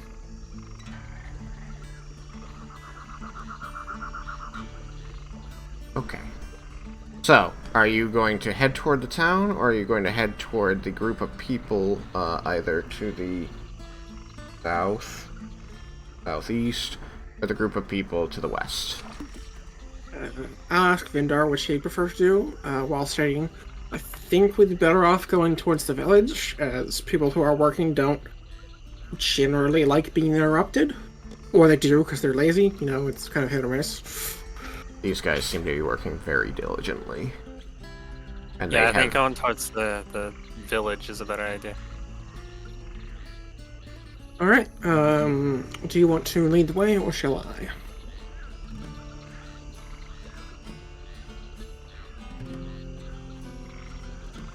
Out of curiosity, how clear is the water here? Oh, it's pretty murky. Pretty murky. It's like filled with silt and green lichen, stuff like, algae. Let me phrase the question how I should have the first time. Will I be able to judge whether or not I'm going to need to swim? You can see along the edges where the how deep the water is, that it's only like an inch, but once it gets away from the edge of the water, it's dark enough that you cannot tell until you splash into it. Oh joy. Let's just hope there's no anything in it. Well, I guess I'm going first then. Alright. So I'll start heading towards, I guess, the big building, as that might be like an inn or something. Who knows? Okay. Double the Owl, what are you going to do? Are you going to fly ahead, fly with, wait on top of somebody's head? I imagine I will fly with. Okay. Then I will have you choose your path, Cyrus, and move character that way. And I will move Jebel along with you. And So I'll just kind of stay on the land as much as I can. Splash, splash, splash, whoosh, and swimming. I imagine that the owl is like hovering over you, like moving slowly along with you, and then just watches you splash into a deep part. And then, Does the owl react to any of this folly? I like that I stand on top of the raids. Yeah, that's weird. Unfortunate. So, Thomas. Yep. Are you just the picture of an owl that is just hovering along with him, or is there any, like, discernible, like, notes of emotion or anything as he, you know, gets himself into water that's too deep for him? I need to. I'm flying along, and he missteps. Oh, yeah, misstep. It's just I can't He see takes what's a down step. there. And it's like when you fall down a stair because you didn't realize there was a stair there. It's a bits of water. Yes, I know what that's like.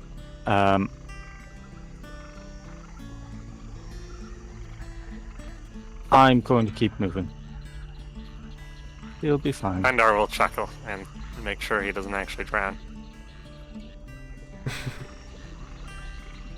As you get into the village, you immediately notice that it's still quiet. You can hear voices coming through the town a bit, but clearly, like, it's not a place where a lot of people live, or, you know, if it's to be considered a lot, you're dealing mostly with the laborers. They're all out working in the field, what I mean to say. Right, so the but town they're itself seems dead. not dead, no, but, like, it's not busy. You can tell that there are people within the town, but you'll have to find them. Are we All looking right. for something in this town? Are we trying to find like an Indian or something? We are just trying to look for someone who will hopefully not be too inconvenienced by a few questions. If we can figure out what the light is. That would be ideal. I see there's a token on the, kind of bridge thing near us. Is there actually a person there? Yes, if you see a token, there is a person. There's someone just over there. Let's try asking them.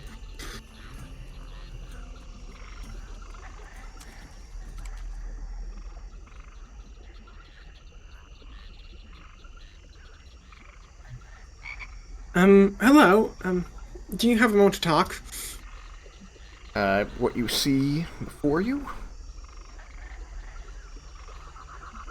Okay, I was alt not working. There we go. Is a it appears to be a male elf who is seated on the edge of the boardwalk, such that his legs, from which he stripped off his boots, are dangling into the greenish water among the reeds. And across his lap, he has several shafts of wood that he seems to be examining and then setting into two piles. And he hears you coming and seems to ignore your footsteps, but then you address him, and he's holding one of these shafts of wood up to his eye, and he lowers it a bit and looks around and looks over and seems to, for the first time, realize that you're not a person he knows. Like, it seems like he was expecting to see someone he knew. That would be why he ignored your footsteps approaching. And he quickly pushes the wood shafts off, and keeping the piles separate, moves them onto the boardwalk next to him, and pushes himself up so that he's standing. His legs still running water, and you can see that there's a green stripe of algae around his leg below his knee. And he runs a hand through his light green hair and begins speaking in Elvish. Let me check my sheet. I speak Elvish. Okay. So do I. Oh, okay. Geb, did you understand Elvish? Nope. Okay. So you... Does he speak owl? Does he speak owl? I think he doesn't. Possibly. Ah.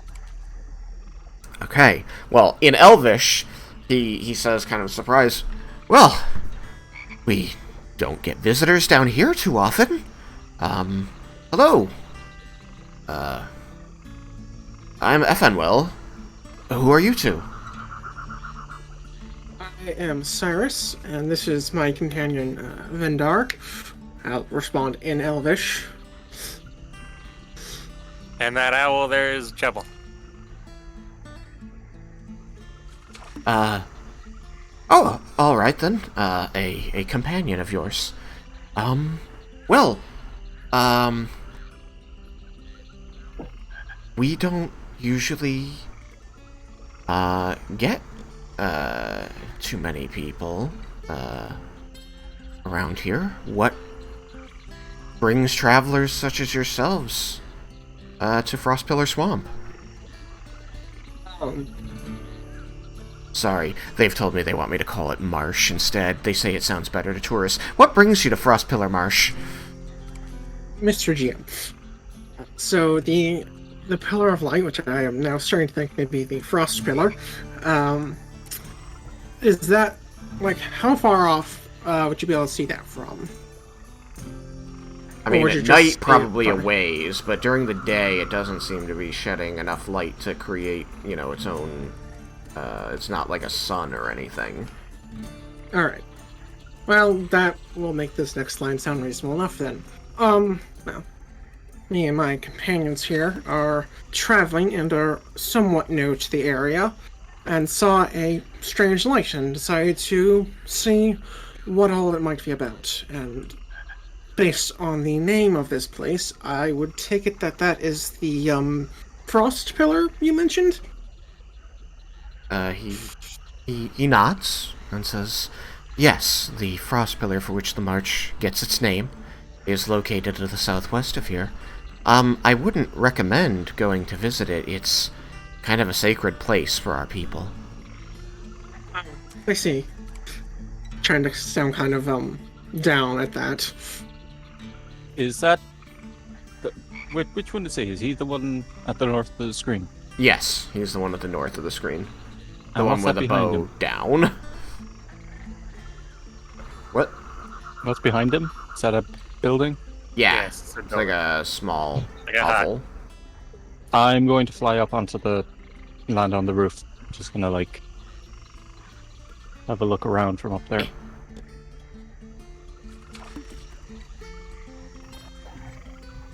Aha!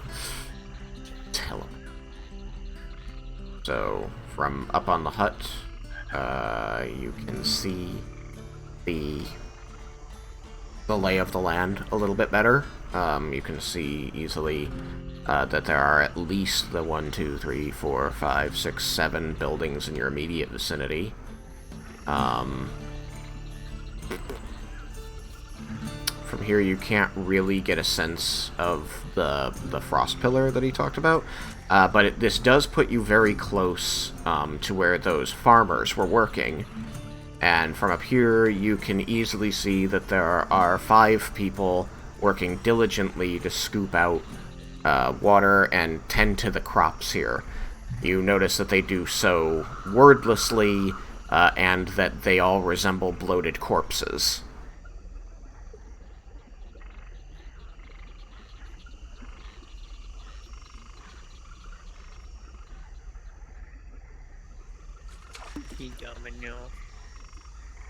So... I'm going to, like, flap my wings, trying to get the attention of the people who do not have their back to me currently, I imagine. Yes.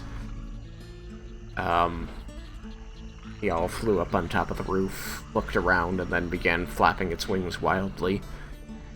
Alright. What do you do? I'll say, Jebel, come down from there. Don't ruin this nice man's roof. I'll, like, hold out an arm for him to perch on. I do so. Cool. What kind of clothing do you wear? Like, traveler's clothes. Cool. Still got the silk on. I think the answer that's is not enough. Right. Alright, so Yeah, you're the only going to armor I take... really have is the scales. You're as he comes down and lands on you, You and your clothing are going to take 7 points of slashing damage. Alright. So you mentioned that you don't get very many visitors here. Has there been any other visitors recently? Maybe a group of Dragonborn? He kind of twists his head, says, no, not to my knowledge. Are you meeting someone here? They're supposed to be around here somewhere, but we don't know if they've arrived yet or... Well, I must confess, that's extremely odd. We're very out of the way.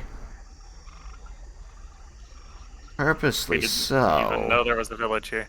Indeed. So, forgive my impertinence in asking, but why would you set a date to meet with your Dragonborn friends here, of all places?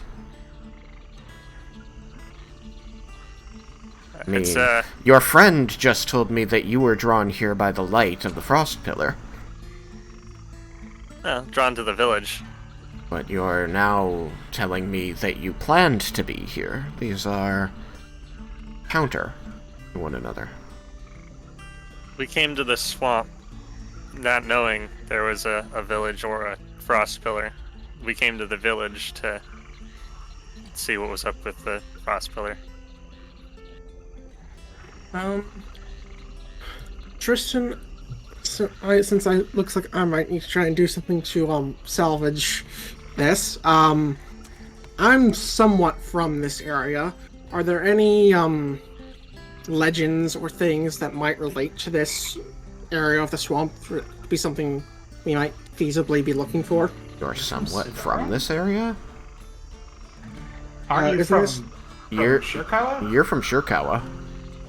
Did I must have this where This we are is at Sudaren. wrong. They're We're at, like, the they're southern not tip nearby of each the- other. We're at, like the My southern tip of the bad. continent. Yeah. So like between here and where you're from, you have the Empire of the Four Queens. You have Thanandir and Kalavar, and then you have Shirkawa. Okay, my bad. So let me rephrase the question. From perhaps my study and the temples of Ione, or just kind of my upbringing or desire for things nice and shiny and magical. Is there anything from this area that we could possibly be in search of? Aha. That does still exist. Why don't you, Seem to manipulate. Oh, that would be why. it does seem an odd place for a village. Why did you decide to settle in the middle of this swamp?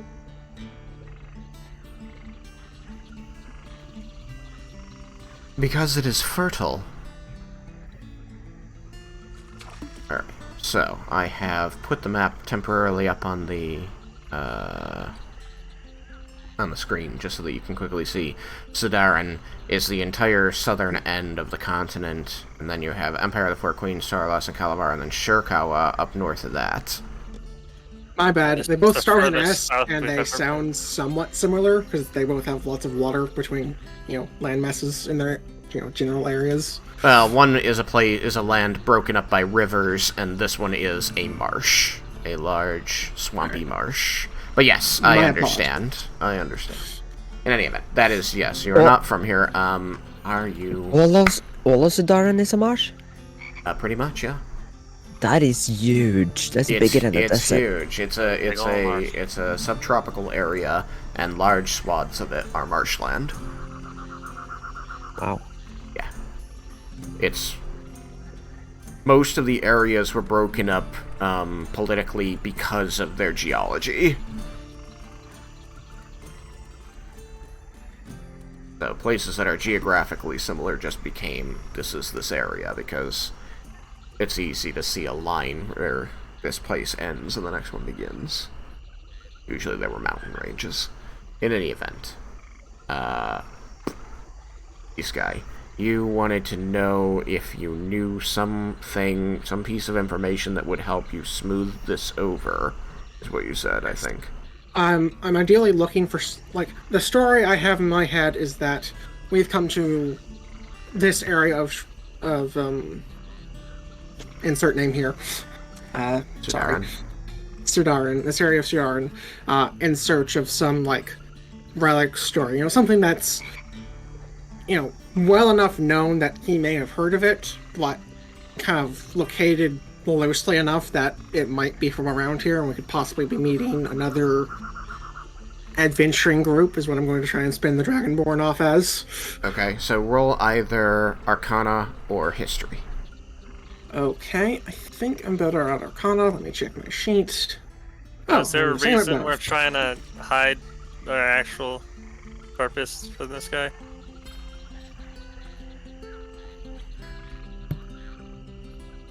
Well, because it's... I like Just to so you know, what if you answer this question, it will have to have taken place in character. Fair point. I will not answer that question. So yeah, that makes Because you don't have a telepathic bond up right now. Yeah, so that is a 16 on Arcana or History. They're the same number. Okay.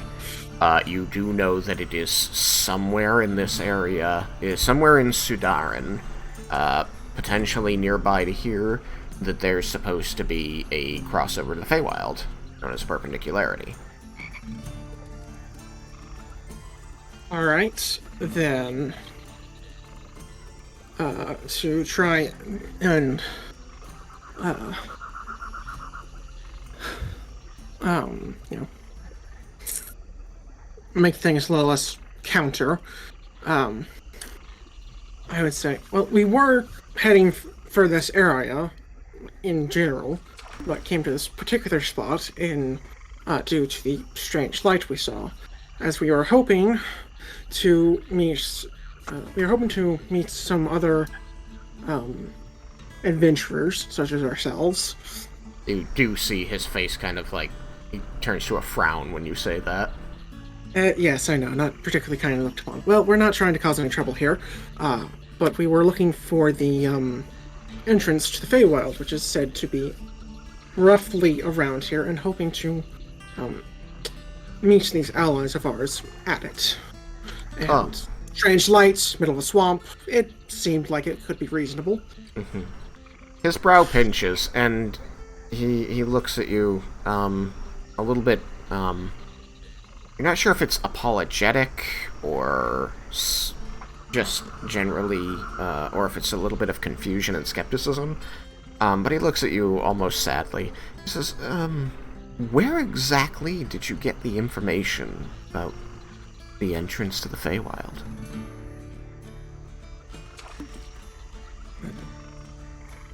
Or, Well, if you read it in a book, when was the book published? it was a rather old tome. Is the information out of date? Well,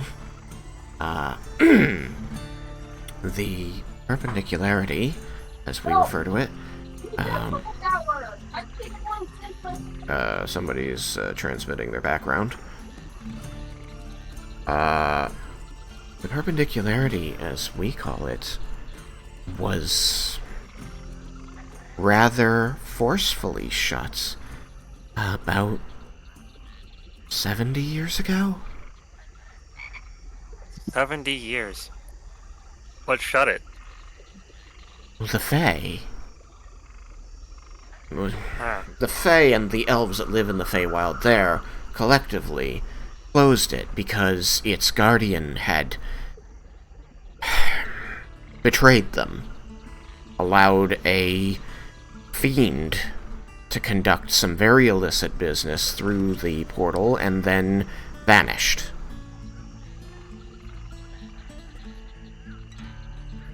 See. Right. Seems we have... I remember where we learned this from now.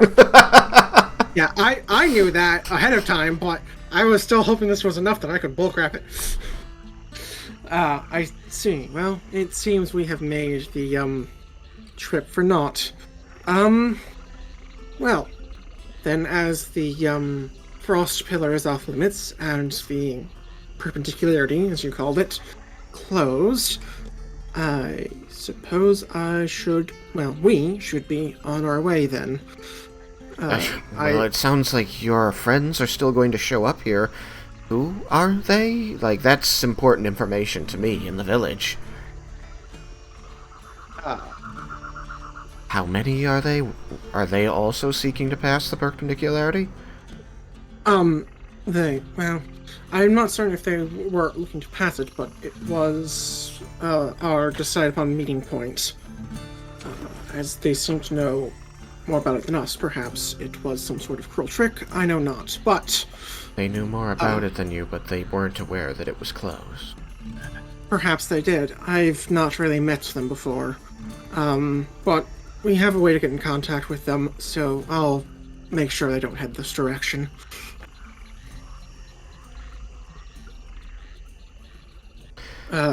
Where will you go now? Well, there's a decently dry spot off that direction. Figure I'd make camp, hopefully, out of the way of any, activities of the village, so as not to get in your way. Forgive me for saying, but you look exhausted. The lot of you. Even your bird.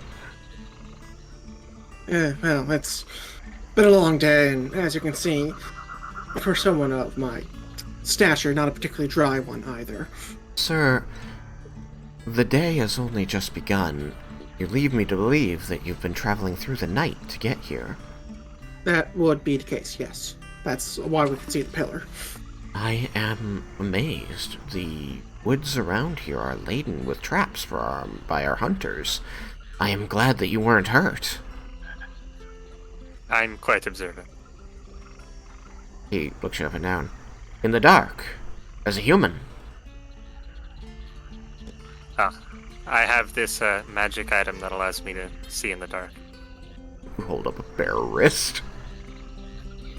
But, Cyrus gave me. Cyrus had given him the one. Okay. I haven't had time to switch attunements yet, but I don't super Doesn't need matter, it. like, he only needs to show the item in this exchange, so it doesn't matter that he's not tuned. Yep. Okay. Wow. Adventures, I suppose. You can do that. I won't stop you, but there are many traps in the woods, and it's quite wet in this area. If you let me go speak with the elder, excuse me. Maybe I can arrange something for you. He kind of, like, gestures at the owl. 3 of you, I'm sure we can make room for. The trip may have been for nothing, but we can at least show you some hospitality. We rarely get the chance. It's all the same to you. We have that message to send, and need to have some discussion as to what we'll be doing next instead, as our previous plan has evidently fallen through. Indeed.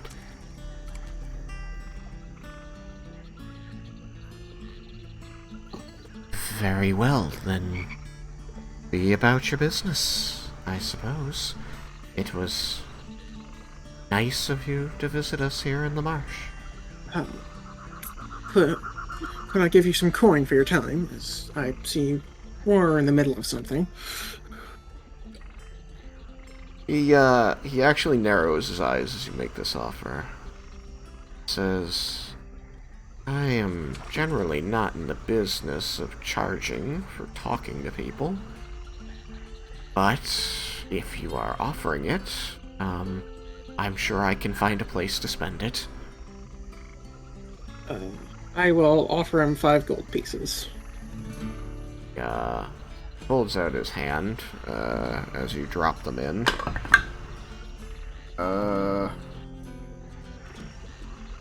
What is your passive intuition?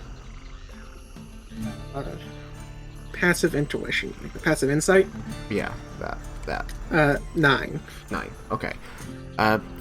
The coins land in his hand. You know, it dips with the weight of the gold, and he seems to kind of like jingle it to see all the coins there, and opens a pouch on his belt and drops them in. Okay, well, I hope we can have another conversation again someday. Am I still Perhaps. on Cyrus's arm? Or You can be wherever you like. I have been assuming that that's where you are, but You're clawed in deep. where would you... I've been trying to orchestrate an exit here once someone started flapping about. So the passive insight. Is it just Cyrus who's rolling this, or like, do I see this something? Oh, yeah, no, all of you can tell me your passive insight.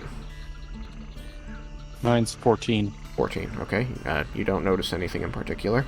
Mine is 16. Yeah, no. Oh, no, sorry. No, that's my investigation. Mine is 12. 12, okay. Yeah.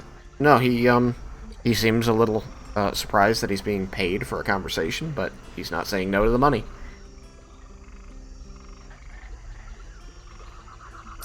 Huh. A quick question. It wasn't stated, but did I get my wand back from Doral, or did he keep it? Since I didn't state it, and I don't super need it, I'm fine with it either way, but it would be good to know just so I have my sheet correct. Because it was not stated, and, you know, he wasn't really thinking about it at all, I believe that he still has it. Okay, then I will remove that for now. I will message him about that later. Luckily, you've got the sword anyway. Yeah. It's probably better off with him anyways. I don't want it falling into the wrong hands, given its properties. Mm-hmm. Alright, so, Jebel, where would you like to be? Would you like to still be on his arm as he tries to orchestrate an exit? If I can tell that he's turning to leave, I'm going to... I'll stay on his arm until we get a little distance away. Okay. Very well. Where are you all going to go? I was going to... back to the party via this, line of trees over here. Okay. Sure. To try and get out of eyesight and hopefully earshot before I quietly ask Jebel, is something wrong? Sure. I will get to that, so hold on to Jebel is something wrong for now. Vendar, are you going to also go with them? Yeah. Okay, cool. So I'm going to just skip over here and do this scene quick before we bring everybody back together. So, Lara Mendes, you begin casting teleportation circle by... As a 7th level spell? As a 7th level spell. Oh yeah. Drawing... teleport for that! Such a Yeah, but powerful, I don't have a teleport. Drawing... powerful circle. Drawing out the circle from Nalia's basement. Yes. The ground is soft, and you are able to make these marks, though you know you must move carefully and still quickly, or they will be marred before you finish. But you do so. Your fingers covered in mud and algae by the end. You open the portal, and this bright ring appears between you, and over the course of several seconds, you can see the vague shapes and colors of the contents of Nalia's basement.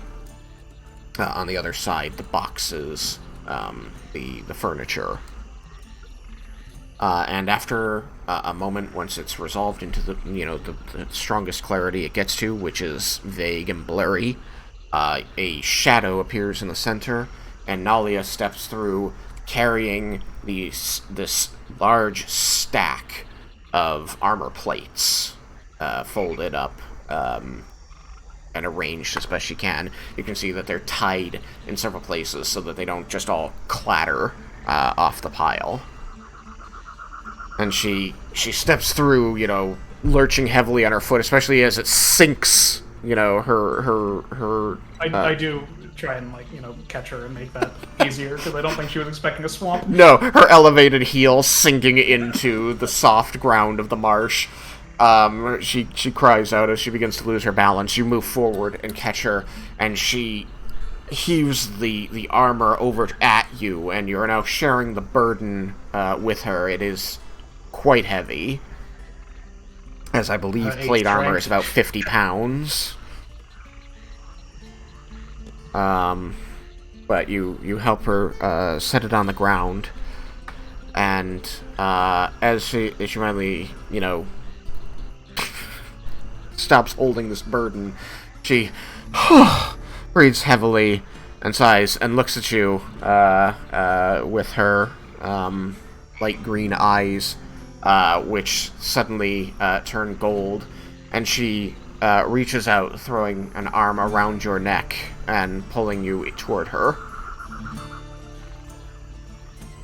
I am pulled. She kisses you and then steps back to the portal and says, "I know, no time. Stay safe." I will be in touch with you soon, and hopefully we can see each other for longer. She steps back through in the middle of, she's like nodding, like, I know, just like steps back through before it closes. 1 round is not a lot of time. Nope, it's 6 seconds.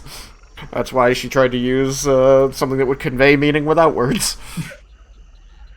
So, you now have the armor of Bahamut. It appears to be intact. It's sort of. Sinking. A little bit. Like, it's grassy, muddy here. Yukikaze, what would you like to do? I want to pick up the armor behind it. Okay. And I'm gonna inspect it because I wore it before, so I know what it was like before she got her limbs on it. Yeah. I mean, it's clearly, like, been taken apart, down to the armor level, but, like, it appears to be intact. Like, you could just piece it back together on yourself. No weird. Everything seems to be sturdy. All put back together. It does not seem to be broken in any way. For Leah's sake, because I can see she's hopping around all over the place now, I will mention that as she, was saying, I know, no time, and stepping back through the portal, her eyes would have gone back to green, her hair returning to blonde, and she would have just given a little wave at Leah before disappearing back through the portal. I would bend back, yeah. Now I'm going to sit under this tree, take off my shoes, dip my toes in the water, and write in the diary. Okay. After a few minutes of your writing in the diary, your feet tickle. Take them back out. You see a couple dozen very tiny fish scatter into the silt away from your feet as you pull them away. I check for leeches. No leeches. Just these Okay. little fish were nibbling on them. Well, it's enough for me not wanting to put my feet back down again, so I don't. Raiken, have you got anything to say for this? No, Raiken was just observing the situation as well as just keeping an eye on the surroundings. Yep. The surroundings throughout this whole thing seem pretty quiet. You hear the croaking of frogs, plunking of water every now and then. I do believe, Tailspire is making these noises, so I shouldn't have to necessarily describe them. I've been listening to them for a while now. Calling of birds, and you can hear the sloshing of water a ways away, and hear splashing and metal tools entering soft earth from the farmers that you know were nearby. Okay. Alright, Raiken, what do you do next? Raiken, Yukikaze. Sorry. What do I do next after getting the armor? I mean, now that you have the armor and you've made sure that it's all there, are you going to try to put it on? No, I think it'd be weird to put it on here in the swamp, so I'm gonna tuck it away in my bag of holding. Bag of holding. Okay, it goes in, no problem. Lair, you got anything to input? Laramendus looks just the most exhausted and mentally drained that any of you have seen him ever. Is your spell slot count 0? It is not 0. Oh. I have 2 second levels and 3 first levels. Doing better than I am. Those are I the ones. imagine that making the mansion isn't on the table though. It is no longer on the table. It was until just now. But hey, house hot. Okay. You look exhausted. Would you like to say anything to your compatriots? No, I think he's just gonna just sort of stares at the ground a little bit. Just Ugh. Dozed off for a bit.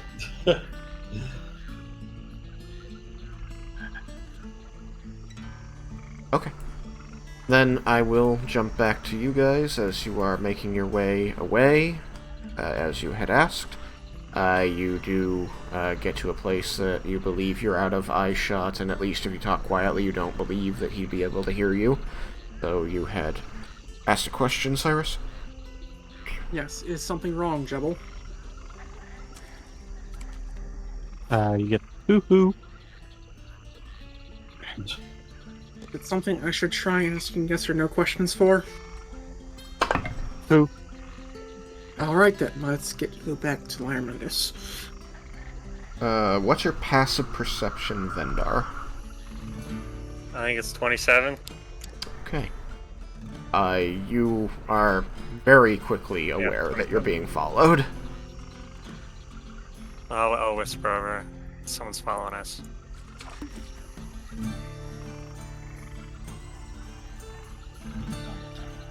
Well, I'm out of tricks.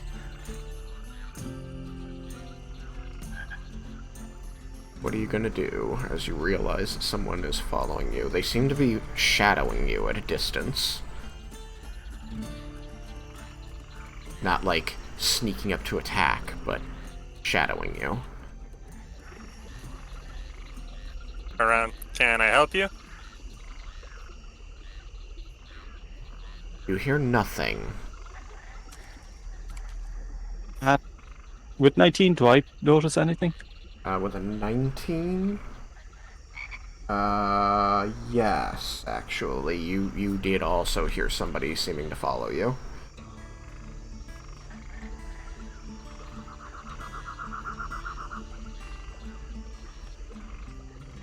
No.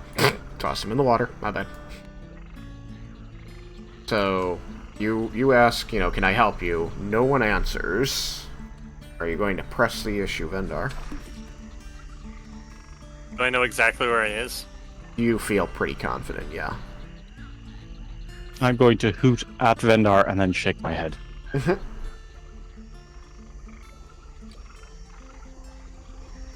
then kind of nod my head towards the direction we were heading. Just, come on. Want us to let him follow us?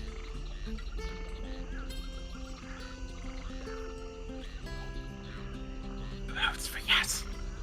I know, but I don't know how to shrug it as an owl, eh. What's the call? Make your Vendar? head do a 360. Are you gonna let him follow you? I like being followed. No? Do Go something. I'll go in a different direction, and then I'll meet you back with the party later. Alright, I will also head in a direction towards dry land, but not necessarily directly towards the party, in hopes that he follows Vendar. Okay. Vendar, are you hiding when you go in this direction, or are you trying to be obvious? I'll be obvious. Okay. What about you, Cyrus?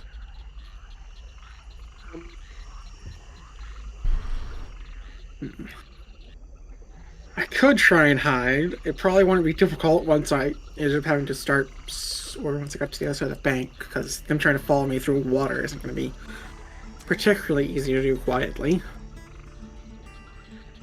So, maybe not until I'm out of the water, because I also cannot do that quietly very easily, I would expect, because, you know, splashing is a thing. Mm-hmm.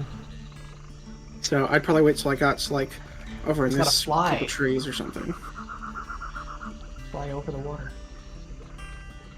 Yeah, well, that's gonna give me a lot more attention than I want right now. I'm sorry. Where are Especially you with my saying? fleshy Over wings. here? Yeah. Over there somewhere, kind of on that landmass. Okay. You can move yourself there.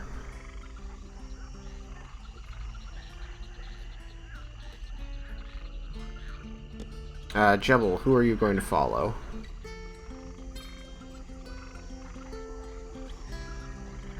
I'll go with Cyrus. Go with Cyrus. Okay.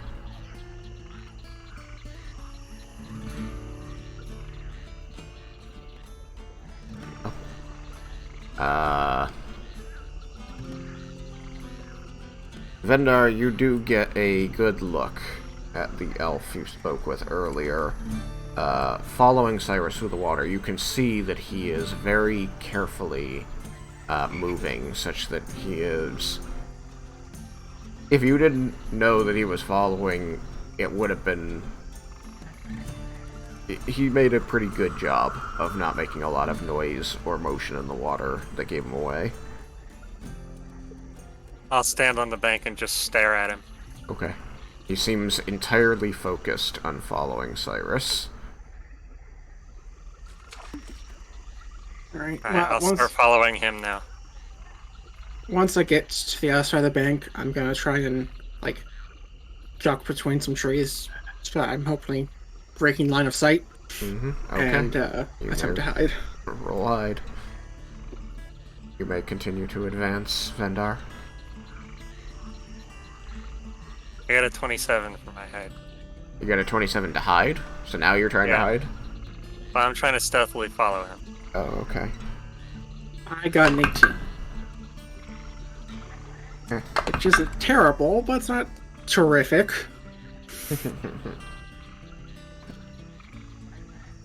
Well, that's fitting for an 11. You go and try to conceal yourself, and you do hear him splash up out of the water a little while after you get on land and start ducking between trees. Do you find a place to hide stationary, or do you continue to try and find a way back to the party? I'm gonna hope Vindar has a plan and try and find a stationary spot. Okay. Then Like yes. Maybe in a spot optimizing my size, so it's something he may not consider a hiding place. Okay. You hear him splash onto the shore, and you hear him moving about among the reeds.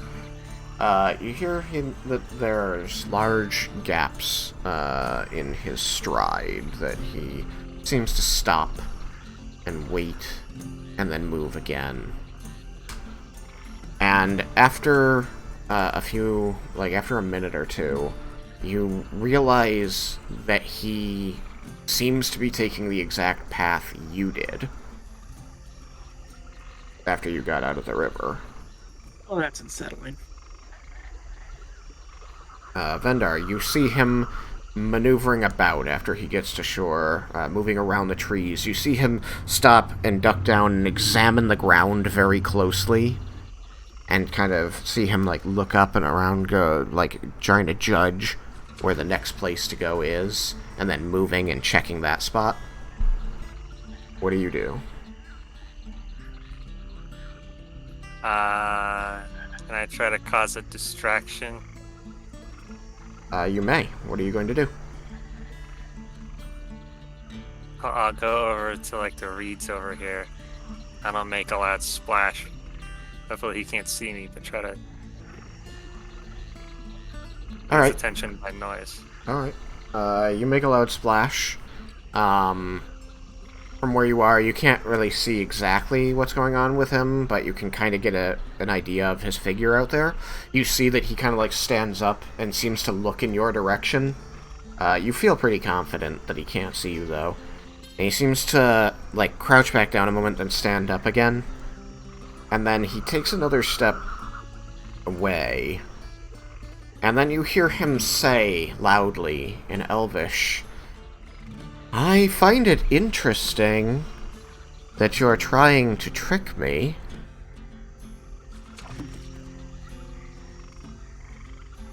And you hear him taking more steps, getting closer and closer to you, Cyrus. He says, "What exactly is it that you want here? And why are you acting this way?" So I have a question. So I know you don't really have any control if you cast polymorph on yourself, but can you still concentrate on it?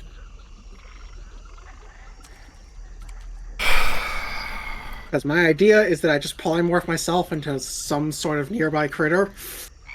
I really don't think so. Okay. Because when you polymorph, you become that creature entire. You don't have your mental stats anymore. So you don't have the ability to concentrate on a thing that the creature doesn't know about. Fair enough. But polymorphing other people, yeah, sure, works great. In general. Unless they're intellect devoured. But polymorphing self, the way they have it written in this edition, I just don't see that it's supposed to be something you do. Yeah, if only someone else could cast. Yeah, well, you're a bird. Mm-hmm. And last I checked, it at the very least had vocal components, so... Yeah, but Some birds do. Not owls, though. Sorry, Gemma, what? oh, I have used one thing of wild shape. Wild shape. I believe that you've only used one since your last short rest. Yeah. So, what do you want to do? You know that this guy is getting closer and closer to where Cyrus is hidden, and you know that he is talking. What do you want to do? I have an idea. I would like to I would like to hold out the strap to my bag of holding to Jebel, and I'd like to climb in it and tell him to take me to the party. Jebel, what were you going to say? I was going to. How far away do I? How far? Where are we now on this map? Sorry. You're with Cyrus. Cyrus is, like, hiding in a small place. We'll say over here. You're with him. And he's, close. Very close. Within about 10 feet.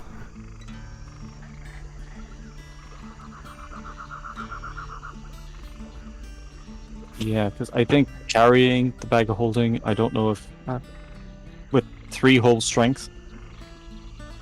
Like 15 pounds, so yeah, I don't know. I don't think so. But in any event, what did you want to do? Oh, he's too close for my plan then, if he's 10 feet away. Oh. What were you thinking? Pass without trace. Ah. So you would have to wild shape back into yourself, and then pass without trace, and then sneak away. Gotcha. Okay. Yeah, no, he does seem to be tracking and coming right at you pretty much. And he, again, is talking to you. Saying, "You all come to this village so far out of the way with these stories about the perpendicularity and these dragonborn you want to meet. But you're running off real quick. I can't help but think that you've already got friends here. Now, I think I've been pretty hospitable, very understanding, offered you a place to stay. Why do you have to go and make me believe you're a threat?"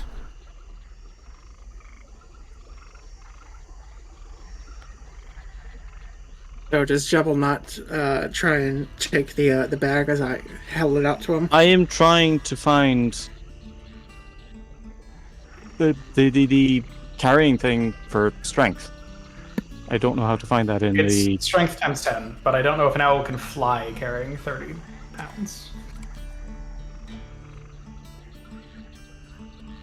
Isn't it based on size, too? Not in this edition, because mine's not. I know that Goliaths are. Yeah, Yeah, they do. that's Some a- races have like larger carrying capacities because they were originally large creatures, but they toned them down to medium because they're player races. Okay, cool. All that's great. What are you doing? This guy's still talking to you. He seems to have pretty much cornered you. What are you gonna do? I still need to know the answer to my question from Jebel. I don't you think he's able to actually- do that. Yeah, but did you actually verbalize something, or are you just I holding just- up the bag? I held it out. I held the strap out to like your talons. I could You hop grab in it, I guess. So I grabbed the strap with one of my talons. And I let go and see if he can carry it. I mean, while he's sitting on your arm, it seems to dangle heavily from his foot. Okay, then I just put it back on and let me double check my inventory, see if there's something I've missed.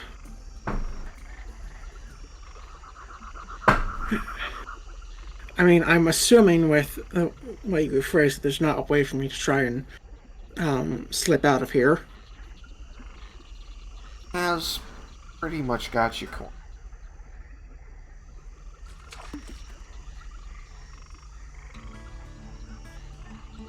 Alright.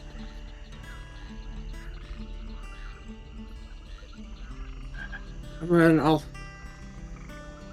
say, well, it seems I haven't been able to lose you, but no, we don't mean you no harm, but my experience is people who get followed, the one doing the following is the one that means harm. I do mean harm, because you seem to mean harm. What action have I taken that's been hostile in any way? Let's start with the lying by omission. Oh, and what was this? I don't believe your story about the perpendicularity. And I don't know why you're here. So you have lied. You believe that you don't know that to be true. You had better start convincing me. How might I convince you then? Try telling the truth. And I've done that, but you've not liked the truth. You really believe me an idiot? No, I don't. That's pretty insulting. I know you're out there, human. If you don't want your friend to start losing fingers, maybe you'd like to tell me the truth about why you're here. We certainly don't mean you any harm, but if you threaten us again, we will do it. Do it. What is it? Harm? We are more than capable. I believe that. So, why don't we both avoid harming each other? Shall we? That was generally the idea of trying to get you to stop following me. You're an idiot. I'm not talking to you anymore. You, human. Why are you here? We're following the group of Dragonborn. You're following the group of Dragonborn, so that's why you wanted to know if they had gotten here first. Yes. What do they seek? And why is it important to my village? Why They is it seek a here? dangerous artifact. It's supposed to be somewhere in the swamp. We're trying to prevent them from getting it. You stand on the rock aiming at him? Yes, I'll stand on the rock. I'll have my bow out, but it's not drawn at the moment. Okay. He does look up at you, and he narrows his eyes. And he says, "Does this artifact have a name?" Scale of Whitamyr. His eyes do flash recognition at that. Who do you serve? Well, we adhere to a bunch of different gods, but I personally serve Cyanine. We have members who follow Corellin and one who follows Cord. I will be more specific. The Scale of Whitamyr is important to two types of people. Those who serve Bahamut and those who serve Tiamat. Which are you? Bahamut. And you? Halfling, he says to the gap in the rock. He doesn't really seem to be looking directly at you. If it's possible, he doesn't know exactly where you are. He says, "Do you believe that's the answer I want to hear?"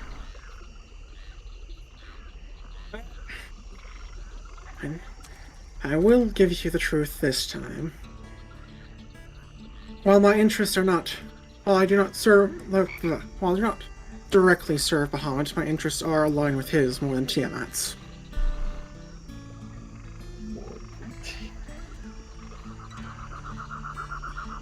You were going to seek others just now. Before you realized I was tailing you.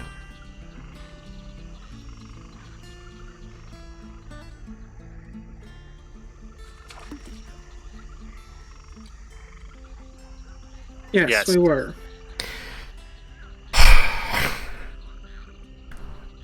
He lets out a held breath and puts a hand to his forehead. Says, "All right. Will you let me speak with them as well? You can take me to them. You'll outnumber me." Hoot hoot.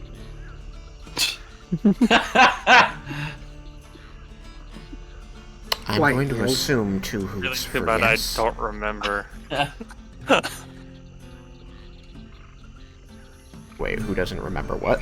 I don't remember if 2 hoots is yes or no. Yeah. So I'm I do. incapable of understanding him. You see him bring up his arms at his sides, and in his right hand he has a dagger with a curved blade and a finger guard that is actually wrapped around his index finger, and he spins it so that it is now faced blade out the bottom of his hand and sheathes it.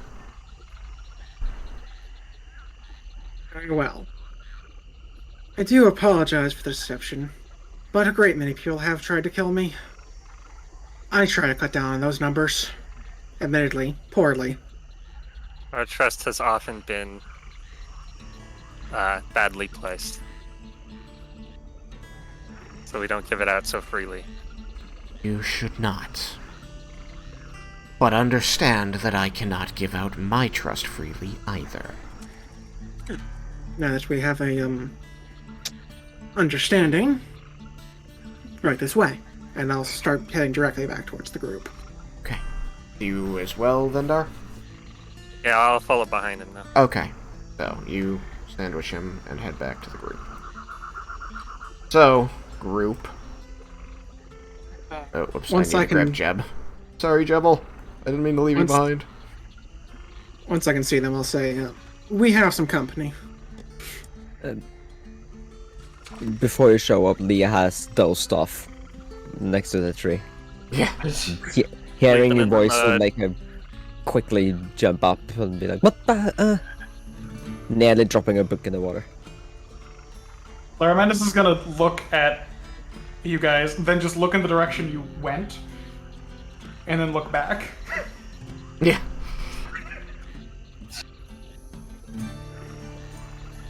Look, we'll get to that in a minute. You wish to speak with our group? Well, here they are.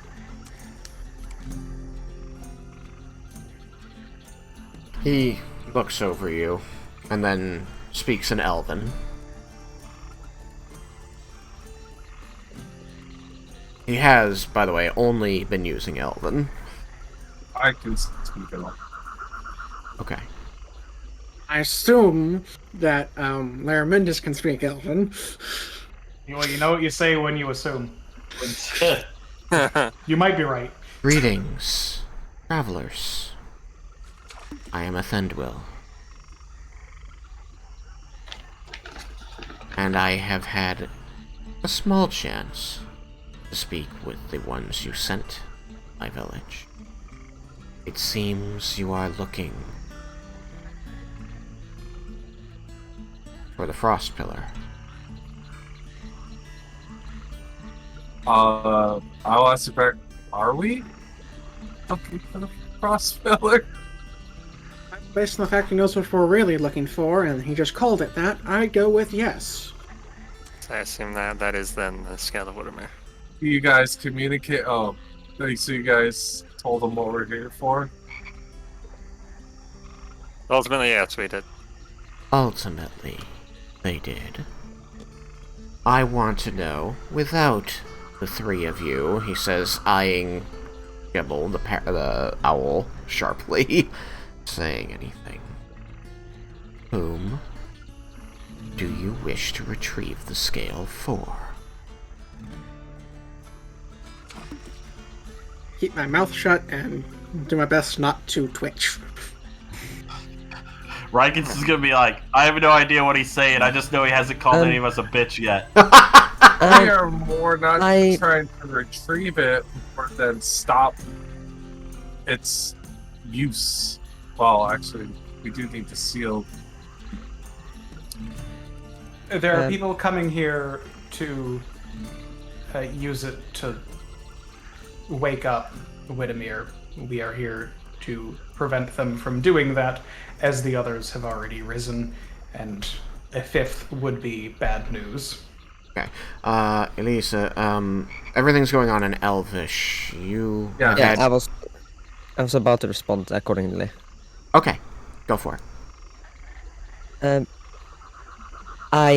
Leah, I not speak elf good. Only little.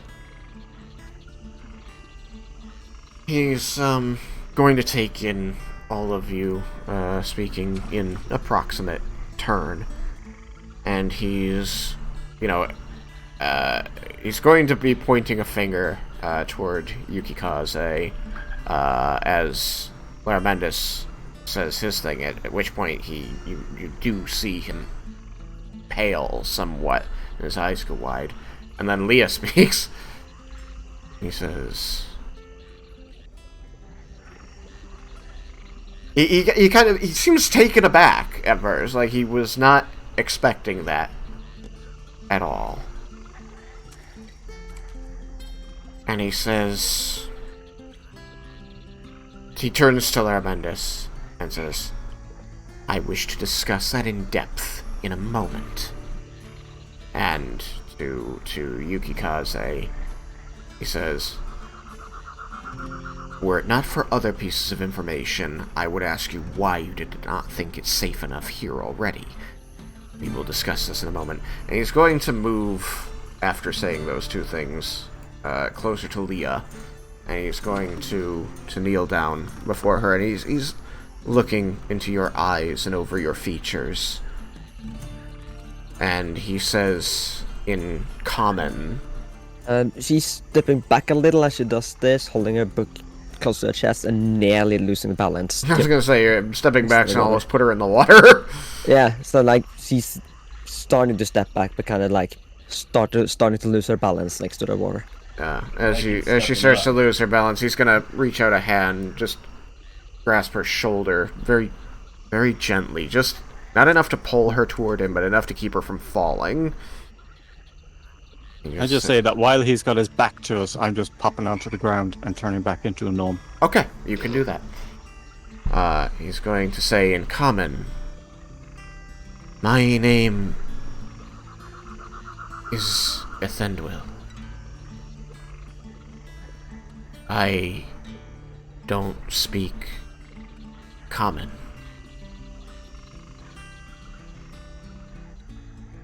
I teach Leah Elven. with time. I nod. Just I look over to Laramendes a little bit. And He's been trying to teach me. All I know comes from him. I said that in common. Oh yeah. He follows your gesture before, smiling slightly and standing up, and says, "More teach, Elvin."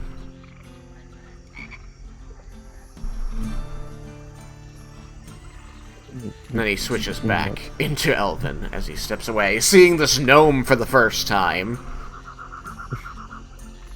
As he opens his mouth to speak to Laramendes as he passes by. This guy has a very brusque nature to him. As he moves around, he seems to just be giving each person the time to address one thing they've said, and he moves on to the next person. And he, despite being outnumbered by all of you, doesn't really seem afraid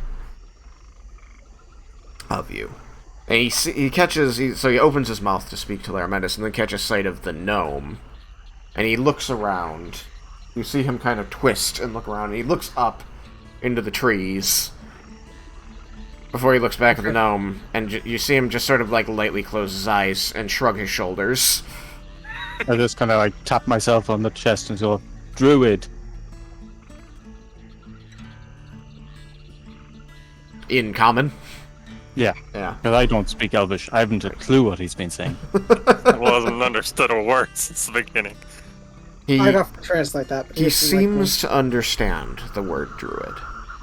And he looks at the ground a moment before nodding, and then turning to Laramendes. And in Elven says, "These people coming to seek to use the scale. They are the Dragonborn your friend spoke of." I would assume so. It is a group of Dragonborn. Then they have the means to retrieve it. It is no longer safe here.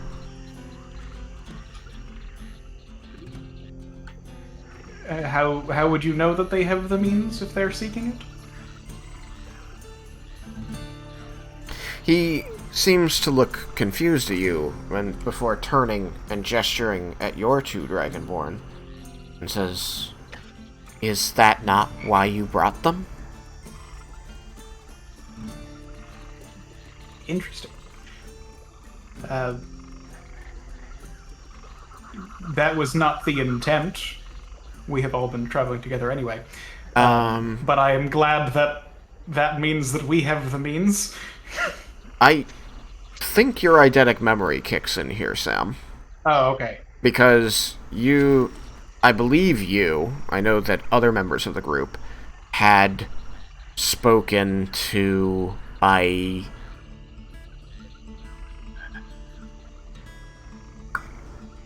think it was Dusty, and told you that you would need Dragonborn to get the scale out of its hiding place. Okay. If Dusty had said that to us, Laramendes was most likely around, and it was just like a year and a half ago. Yeah. So, so then Laramendes 2 would years probably ago? not have made that statement. Okay. Because he would understand what name of elf that Sam cannot remember meant by so they have the means. Ethendwill. Ethendwill.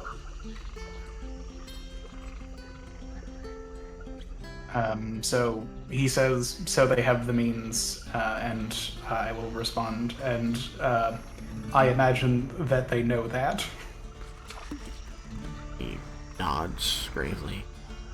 I can only guess. I've only been told that they are Dragonborn and that they seek the scale. For what end do they seek to use it? To raise Whitamyr. Yes. Yes, they're working for the other dragons, the other children of Tiamat. That is most troubling. Will you convey your message to the Platinum Sentinels here? I almost thought they, with all the information you knew, that you were the Platinum Sentinels or are one. I am a squire, but I know enough. This is what our village was founded upon. This is our purpose. This is why we are Frostpillar Marsh. He kind of stops and he says that, and then says, "Welcome to Frostpillar Marsh, home of the Platinum Sentinels of Sudaren, keepers of the Scale of Whitamyr." Nice to meet you. Uh, Before we go yeah. further, though, Jebel, I believe there was something that had, made you uneasy. I would like to know what that was.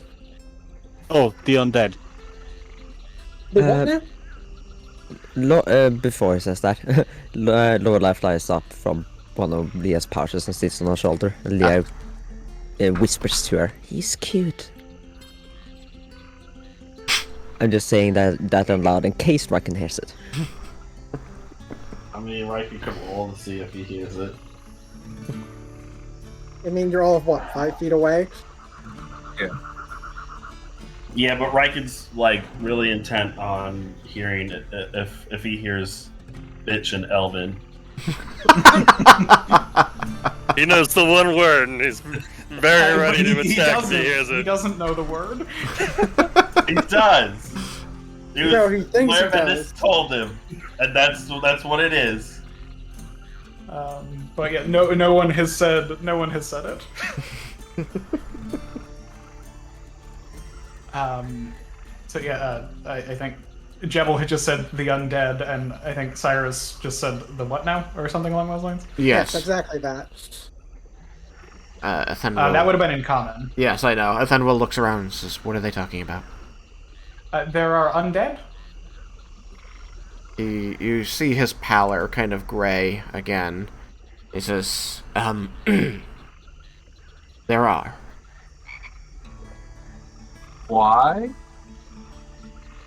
He turns toward Yukikaze, says, "Because maintaining a village in a swamp is incredibly difficult. Resource as well." And how exactly are there undead? Do you have a necromancer among you? Well, I would think that goes without saying. We don't It's have not a good terribly experience difficult with spell. necromancers. I am terribly sorry. The undead here do not kill or devour flesh. He chances a glance toward the druid, and then locks his eyes back on Vendar, and says, "All of them were volunteered.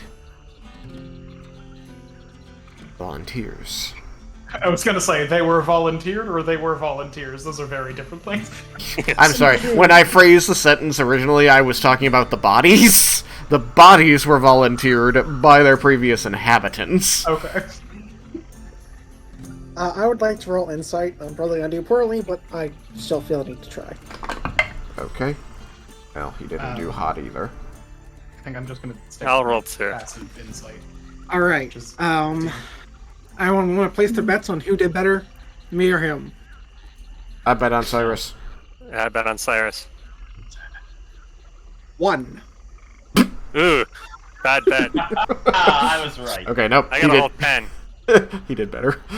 I got a 2 minus 1 because I'm pretty sure I'm not professional. Let me double check. You're Yeah. -1 insight, really?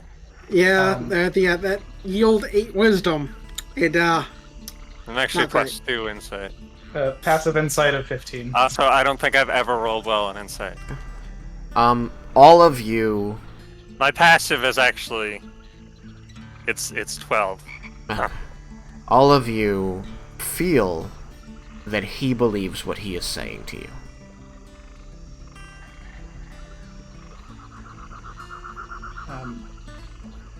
I'm sure they are kept well under control. I will say that if that appears to not be the case, we will probably have to deal with any that come after us, but I imagine that it won't be, so... It has never happened to any of the people that live here. Well, they certainly make me uneasy, but I'm not going to go out of my way to kill them. We're here for a purpose. All I can tell you, human, is that I inhabit the hovel in front of which you spoke to me, and one of the fields that they work day and night is directly behind my home.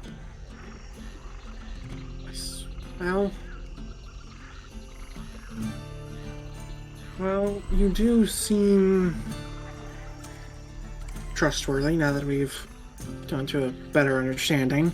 Crazy how honesty does that for a person. Look, we both had our reasons. I believe that you believe that. Moving on. I whisper to Cyrus, told you we should have just told this truth. Why do you always try to hide everything? This is the rogue? Because I am not in a position to get in a fight right now. I say that in common. No fight. Now. Anyways, as I was saying... I don't even remember what I was going to say. Forget. You had mentioned that we should speak with the rest of the Platinum Sentinels here to discuss what we know and figure out the next steps regarding the scale. I think that would be best. I would If like to you meet would them please. also. Sorry, what was that, Yukikaze? I would like to meet them also. Excellent. Then if you would all please follow me back to the village, and we'll stick with the truth of things this time. Oh, I shouldn't have followed his lead. I will say it's 10:40. I know. Yeah. Okay. I wanted to call it there, but since I've been preempted, I will simply say good job, everyone. I would like you all to receive 900 experience points. Woo! Ooh, close. Congratulations on the Ooh, ding. very close. And I mean, with I that- I was like 100 that way, so. Still and good. Oh, yeah. I will call the session there, and we will pick it up next time with heading into the village to meet the Platinum Sentinels. I need 898 more. Have a good night, everybody. Good night.